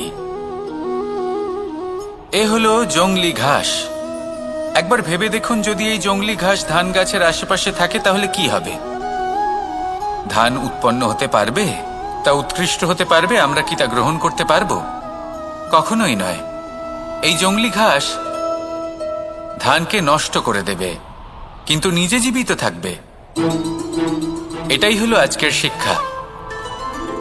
এই সংসারে যদি আপনি নীতির পথে চলতে চান, উচিত কর্ম করতে চান, সংসারকে সেবা করতে চান, তাহলে জংলি ঘাসের মতো ব্যক্তিদের থেকে সবসময় দূরে থাকতে হবে। সেই ব্যক্তি যারা দুর্নীতি এবং মিথ্যা দ্বারা পরিপূর্ণ, যাদের ব্যবহার অশুভ, যাদের অনেক অশুভ গুণ রয়েছে, তারা সঠিক নয়। সেই সকল ব্যক্তি যাদের চরিত্র অত্যন্ত দুষ্ট হয়, তারা হয় শুভ চরিত্রের ব্যক্তিকে একদম নষ্ট করে দেয়, নয় নিজের মতো বানিয়ে তোলে। তাই যদি আপনি নীতির পথে চলতে চান, এই সংসারের জন্য শুভ কর্ম করতে চান, তাহলে সেই সঙ্গ লাভ করুন যে সঙ্গ জ্ঞানে পরিপূর্ণ, যাদের মধ্যে অনেক গুণ আছে, যাদের থেকে প্রতিদিন কিছু শিখতে পারবেন। এমন ব্যক্তির সাথে জীবন অতিবাহিত করুন। দুরাচারীদের থেকে দূরে থাকুন। তবেই এই মন প্রসন্ন হয়ে বলবে, রাধা রাধা।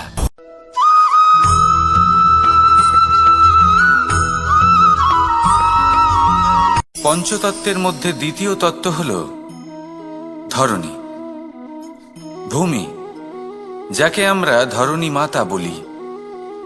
এই ধরণী ধৈর্য ধারণ করে, আর এর ওপরেই আমাদের সমগ্র সংসার নির্ভরশীল। কারণ এই ভূমি সহ্য ক্ষমতা রাখে। এর সহ্য ক্ষমতা হলো অপরিসীম।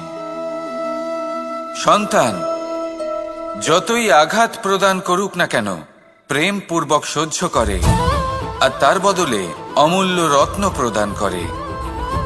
সন্তান যদি হাল চালায়, তাহলে তার বদলে তাকে অন্ন প্রদান করে। এটাই হলো ধরণী। এবার এর থেকে আমরা কি শিক্ষা পেতে পারি? এটাই যে কারোর জন্য কিছু করা বা কাউকে কিছু দেওয়া মনে কোনো কামনা ছাড়াই। আর এই কথাটা বুঝে যান, যদি কারোর জন্য কামনা না রেখে বা কোনো পাওয়ার আশা না রেখে কারোর জন্য কিছু করেন বা কারোকে কিছু দেন, যদি এটা আপনি শিখতে পারেন, তবে আপনি ভালোবাসতে শিখে গেছেন। আর সেই জন্যই এই ধরিত্রীকে মাতা বলা হয়। কারণ মাতা শুধু উনি নন যিনি গর্ভে সন্তানকে ধারণ করেন, মাতা তো উনিও যিনি জীবন বাঁচতে শেখান, যিনি জীবন বাঁচার উদাহরণ প্রদান করেন। তাহলে ধরণীর থেকে এই নিঃস্বার্থ ভাব শিখুন, নিঃস্বার্থ ভালোবাসা শিখুন, আর এই ভালোবাসার সাথেই বলুন, রাধা রাধা।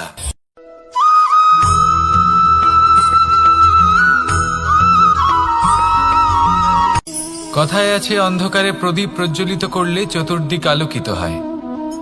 কিন্তু যদি এই প্রদীপ আমি সূর্যের আলোর সম্মুখে সকালবেলায় প্রজ্বলিত করে রেখে দিই, তাহলে কি হবে? আপনি বলবেন যে এটা করে তো কোনো লাভই হলো না। সূর্যের প্রকাশের সামনে এই প্রদীপ আসলে কিছুই নয়। এবার এই চিন্তা ভাবনা প্রত্যেক দিন করতে হবে, আর একটা অমূল্য শিক্ষা পেতে হবে। মনে করুন যে আপনি মহাপুরুষের সামনে বসে আছেন, কোনো মহাজ্ঞানীর সামনে। তাহলে সেই ব্যক্তির সামনে নিজের জ্ঞানের প্রদীপ প্রজ্বলিত করবেন না,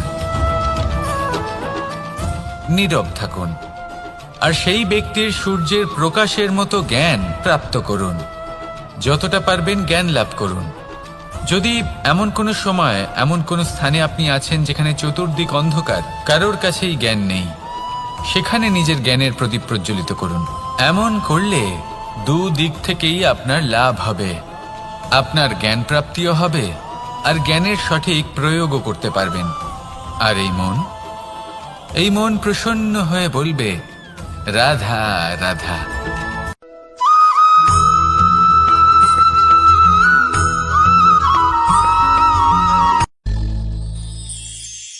শিশিরের বিন্দু পাতার ওপর পড়ে আর তার গায়ে লেগে থাকে। পাতা তাকে শুষে নিতে পারে না, আর শেষ পর্যন্ত সে ঝরে পড়ে যায়। অন্যদিকে রয়েছে মেঘ এবং চাতক। এদের মধ্যে অনেক দূরত্ব থাকে। মেঘ থাকে আকাশে আর চাতক থাকে ধরিত্রীতে। কিন্তু যখন এই মেঘ থেকে বৃষ্টি ঝরে পড়ে, এই চাতক কিন্তু সেই জলই পান করে, নয়তো সে তৃষ্ণার্ত থেকে যায়। এবার অন্যদিকে দেখলাম শিশির বিন্দু আর পাতার এই সম্পর্ক। এরা খুব কাছাকাছি থাকে, ঘনিষ্ঠও থাকে। অন্যদিকে রয়েছে মেঘ এবং চাতকের সম্পর্ক, যাদের মধ্যে অনেক দূরত্ব থাকা সত্ত্বেও তারা খুব ঘনিষ্ঠ, তাই না? এই সারমর্ম খুব সরল। এই নৈকট্য, এই দূরত্ব, তা আপনার সম্পর্কে প্রভাব কিছুতেই ফেলতে পারে না। এই নৈকট্য, এই দূরত্ব, এইসব হলো শুধুমাত্র মনের ব্যাপার। কখনো আপনি অনুভব করেছেন আপনি কারোর থেকে অনেক অনেক দূরে আছেন, অনেক দূরে আছেন, তাও সেই ব্যক্তির প্রতি আপনি টান অনুভব করেন। সেখানে আপনি কারোর সাথে প্রত্যেক দিন অতিবাহিত করেন, সমস্ত জীবন অতিবাহিত করেন, সব থেকে বেশি সময় তার সাথে অতিবাহিত করেন, তাও তার প্রতি সেই টান অনুভব করেন না। এই সংকেত হলো মনের দূরত্বের। তাহলে মনের এই দূরত্ব দূর করুন আর আমার সাথে।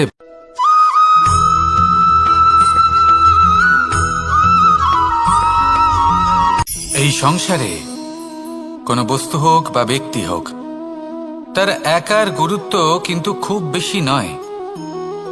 একটা উদাহরণ হিসেবে বৃষ্টির ফোঁটাকে ভেবে দেখুন। যদি একটি বৃষ্টির ফোঁটা হয় তাহলে তার খুব বেশি গুরুত্ব থাকে না, কিন্তু যখন সহস্র বৃষ্টির ফোঁটা মেঘের মধ্যে দিয়ে ঝরে পড়ে, তখন সেটা বর্ষার রূপ ধারণ করে। সেই বর্ষা যা এই প্রকৃতিকে শান্ত করে। সেইভাবেই পাথরের ছোট টুকরো, তার খুব বেশি গুরুত্ব থাকে না, কিন্তু যখন অসংখ্য পাথরের টুকরো একত্রিত হয় তখন তা পর্বতের আকার ধারণ করে। সেইভাবেই কিছু মানুষ যখন একত্রিত হন তখন তৈরি হয় পরিবার।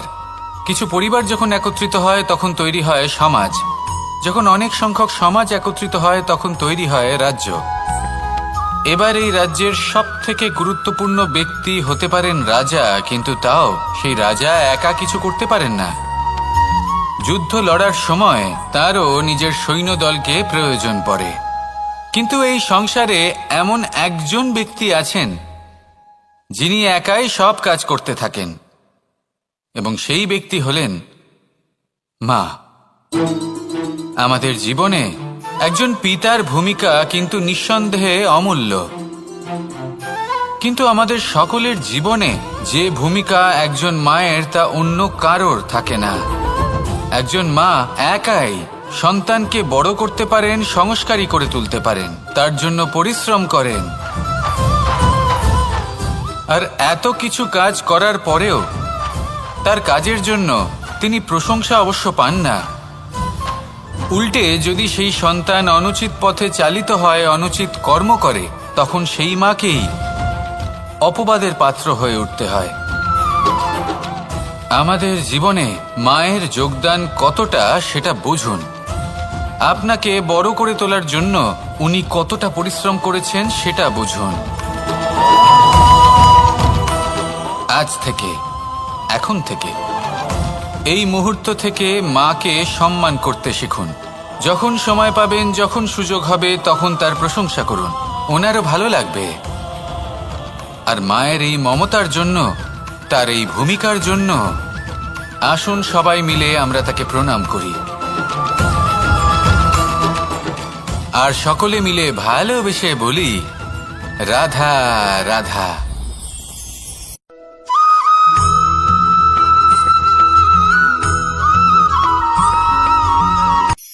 এই সংসারে সাফল্য লাভ করার জন্য জ্ঞানের প্রয়োজন হয়, পরিশ্রমের প্রয়োজন হয়, দৃঢ় নিষ্ঠার প্রয়োজন হয়, নিরন্তর চেষ্টা করা প্রয়োজনীয়। কিন্তু আরো কিছু আছে যা অত্যন্ত প্রয়োজনীয় এবং গুরুত্বপূর্ণ। তা হলো ভালো বন্ধু। তাদের থাকা অত্যন্ত প্রয়োজনীয়। যদি ভালো বন্ধু থাকে তাহলে সময় এলে তারা ঢাল হয়ে আপনাকে সুরক্ষা করবেন। সময় এলে অস্ত্রের মতো শত্রুকে সংহারও করবেন। যদি তিনি জ্ঞানী হন, তাদের মধ্যে সদ্গুণ থাকে, তাহলে এই সব গুণ আপনার মধ্যেও প্রবেশ করবে। তাহলে সাফল্যের জন্য ভালো বন্ধু পাওয়া অত্যন্ত প্রয়োজনীয়। কিন্তু শুধু বন্ধু কেন, ভালো শত্রুও থাকা প্রয়োজনীয়। এবার আপনি ভাববেন, আমি কি বললাম? যদি আপনার জীবনেও ভালো অর্থাৎ শক্তিশালী শত্রু থাকে, তাহলে আপনিও শক্তিশালী হতে থাকবেন। এই শত্রু আপনাকে প্রেরিত করবে আরো বেশি শক্তিশালী হয়ে ওঠার। কখনো কোনো হরিণকে দেখুন, তীব্র গতিতে দৌড়তে থাকে। কেন তীব্র গতিতে দৌড়য়? এই কারণে নয় যে কোথাও তার জন্য মধুর ঘাস অপেক্ষা করে রয়েছে, না। সে এই কারণে তীব্র গতিতে দৌড়য় কারণ সেটা না করলে তার পেছনে একটি সিংহ আছে যে ওকে নিজের ভোজন করে ফেলবে। তাই জীবনে বিপদ, সংকট, এই সবকিছুও হলো অত্যন্ত গুরুত্বপূর্ণ। তার সম্মুখীন হতে শিখুন আর আমার সাথে ভালোবেসে বলুন, রাধা রাধা।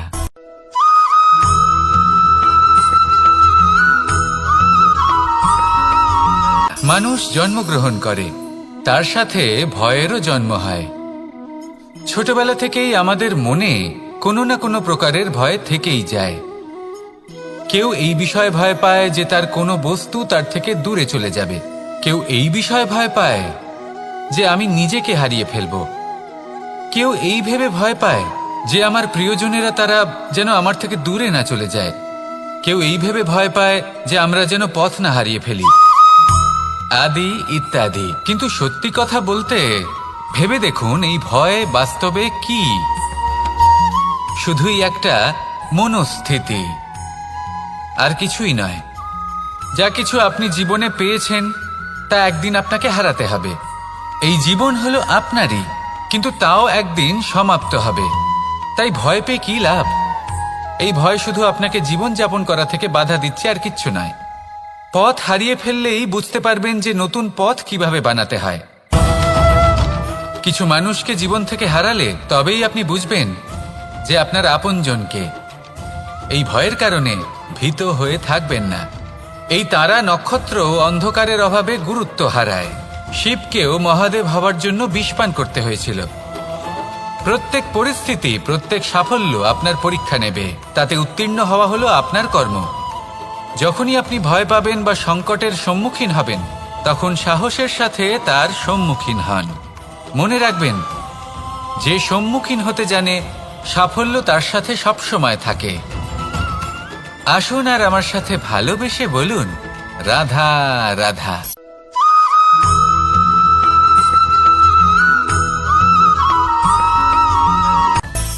মানুষের মধ্যে একটা বিচিত্র প্রবৃত্তি থাকে। অন্য সকলের বিষয়ে, তাদের জীবনের বিষয়ে, তাদের ব্যক্তিত্বের বিষয়ে, তাদের ভবিষ্যতের বিষয়ে অনুমান করা। এটা হলো অনুচিত। কারোর অতীতকালকে দেখে লোকে ভবিষ্যৎ বলে দিতে পারেন। বর্তমানকে দেখে ভবিষ্যতের বিষয়ে অনুমান করে ফেলেন। উদাহরণ দিতে হলে বলবো, কোনো দাসকে দেখুন, ওকে দেখে লোকে বলে যে ওর ভবিষ্যৎ সেটাই হতে পারে, অনুমান করে ফেলেন।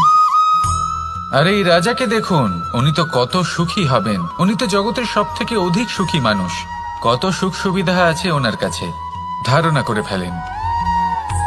তবে সত্য তো এটাই যে কারোর ব্যক্তিত্বের বিষয়ে, তাদের ভবিষ্যতের বিষয়ে আপনি পূর্ণ সত্য কখনোই বলতে পারবেন না, শুধু অনুমান করতে পারবেন।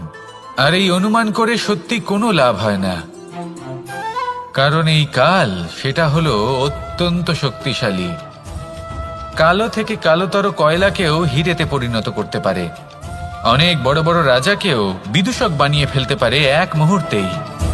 তাহলে আপনি অনুমান করে কি লাভ? কি পেলেন অনুমান করে? সেই জন্য কারোর বিষয়ে কোনো অনুমান করবেন না। তার ভবিষ্যতের বিষয়ে অনুমান করতে যাবেন না। কারোর বিষয়ে কোনো ধারণা করে নেবেন না। কিছু করতে হলে ভালোবাসুন, সবার মধ্যে ভালোবাসা ছড়ান, সবার মধ্যে ধন্যাত্মক ভাব ছড়ান। এই মন প্রসন্ন হয়ে বলবে, রাধা রাধা।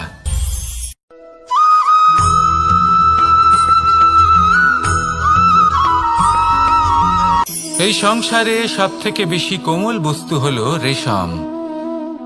এই রেশম এতটাই কোমল হয় যে এর পুরো একটা থান শুধুমাত্র একটা হাতে ধরা সম্ভব।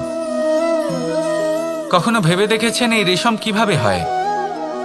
একটি কীট তার লালার দ্বারা উৎপন্ন হয়। এই কীট সেই রেশমকে পাক দিতে থাকে, পাক দিতেই থাকে আর আস্তে আস্তে তার মধ্যেই জড়িয়ে পড়ে। শেষে ওর এই সুন্দর অমূল্য সৃষ্টি রেশমের এই সুতো তার নির্মাণ কার্য পূর্ণ হয়, কিন্তু তাতেই ও নিজে বন্দী হয়ে যায়। নিজেরই মায়াজালের এই বন্দী গৃহে নিজেই ফেঁসে যায়। এবার এই সুতোকে ব্যবহারযোগ্য করে তোলার জন্য এই কীটগুলিকে এই কবচের সাথেই ফুটন্ত জলে ফেলে দেওয়া হয়। এই সংসারে যদি আমাদের স্বপ্ন এই সংসারের দুঃখ হরণ করার জন্য, এই সংসারে সুখ বিতরণ করার জন্য হয়, তবেই আমাদের প্রগতি সম্ভব। যদি আমাদের এই স্বপ্ন শুধুই আমাদের এবং আমাদের স্বার্থ সিদ্ধির জন্য হয়, তাহলে এই স্বপ্ন আমাদের অন্ধ করে দেবে, আমাদের অন্ধকারের পথে নিয়ে যাবে, আর আমরাও সেই কীটের মতো হয়ে যাব। নিজেদেরই মায়াজালে আমরা নিজেই ফেঁসে যাব, আর শেষে আমরা যদি কিছু লাভ করি তা হবে একাকিত্ব, অন্ধকারময় মৃত্যু। তাই স্বপ্ন অবশ্যই দেখুন, কিন্তু এমনভাবে স্বপ্ন দেখবেন না যে তার এই বন্দিগৃহে আপনি নিজেই ফেঁসে গেলেন। স্বপ্ন দেখুন পরোপকারে।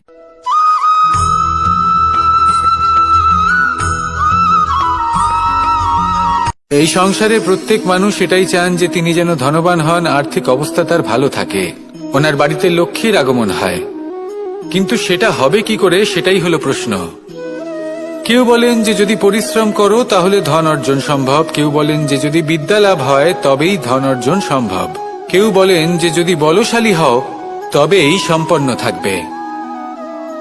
ভালো কথা, যদি তাই হয়ে থাকে, তবে দিনমজুর সারা দিন পরিশ্রম করেন, তিনি কেন ধনী হন না? অনেকজন বিদ্বান মানুষ আছেন এই সংসারে, তারা কেন ধনবান হন না? অনেক সংখ্যক বলশালী ব্যক্তি আছেন, তাদের কাছে ধন নেই কেন? তাদের কেন ধনের অভাব হয়?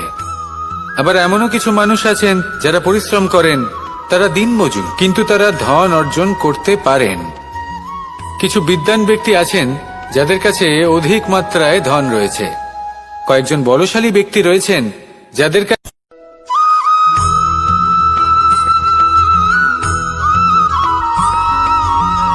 পিতা আর পুত্রের সম্পর্ক অত্যন্ত মধুর হয়ে থাকে। পিতা স্বপ্ন দেখেন, তাকে পূর্ণ করার সকল সম্ভাব্য চেষ্টা করেন, কিন্তু তাও অনেক সময় ওনার স্বপ্ন অপূর্ণ থেকে যায়। তখন পিতা ভাবেন যে স্বপ্ন উনি পূর্ণ করতে পারেননি, ওনার সন্তান তা অবশ্যই পূরণ করবে। যে স্থানে উনি কখনো পৌঁছতে পারেননি, সেই স্থানে ওনার পুত্র অবশ্যই পৌঁছবে। পিতা নিজের সন্তানের ভবিষ্যৎ নিয়ে সেই স্বপ্ন দেখেন, আর যখন সেই সন্তান সামনে এগোতে থাকে তখন তার দুঃখ হয় না, বরং গর্ব হয়। ওনার ভালো লাগে এটা দেখে যে ওনার সন্তান অনেক উন্নতি করছে। কিন্তু যখন সন্তান নিজের অভিভাবকের শক্তি দেখে, তার যশ দেখে হিংসা করতে থাকে, সমস্যা সেইখানেই শুরু হয়। সেই জন্য সকল সন্তানকে এটা মনে রাখতে হবে, দেখুন, পুত্র হবার সুবাদে, এক সন্তান হবার সুবাদে এটা হলো আপনার অধিকার যে আপনি আপনার পিতার থেকে বেশি উন্নতি করবেন। আপনার পিতাও এটাই চান, কিন্তু সুস্থভাবে এটা করুন। একটা রেখা টেনে নিন যাতে আপনি তাতে এগোতে পারেন আর আপনার পিতার তাতে গর্ববোধ হয়, আর সেই বিষয়ে দুঃখ না হয় যে আমার সন্তান আমাকেই ছোট করার চেষ্টা করছে। ইতিহাস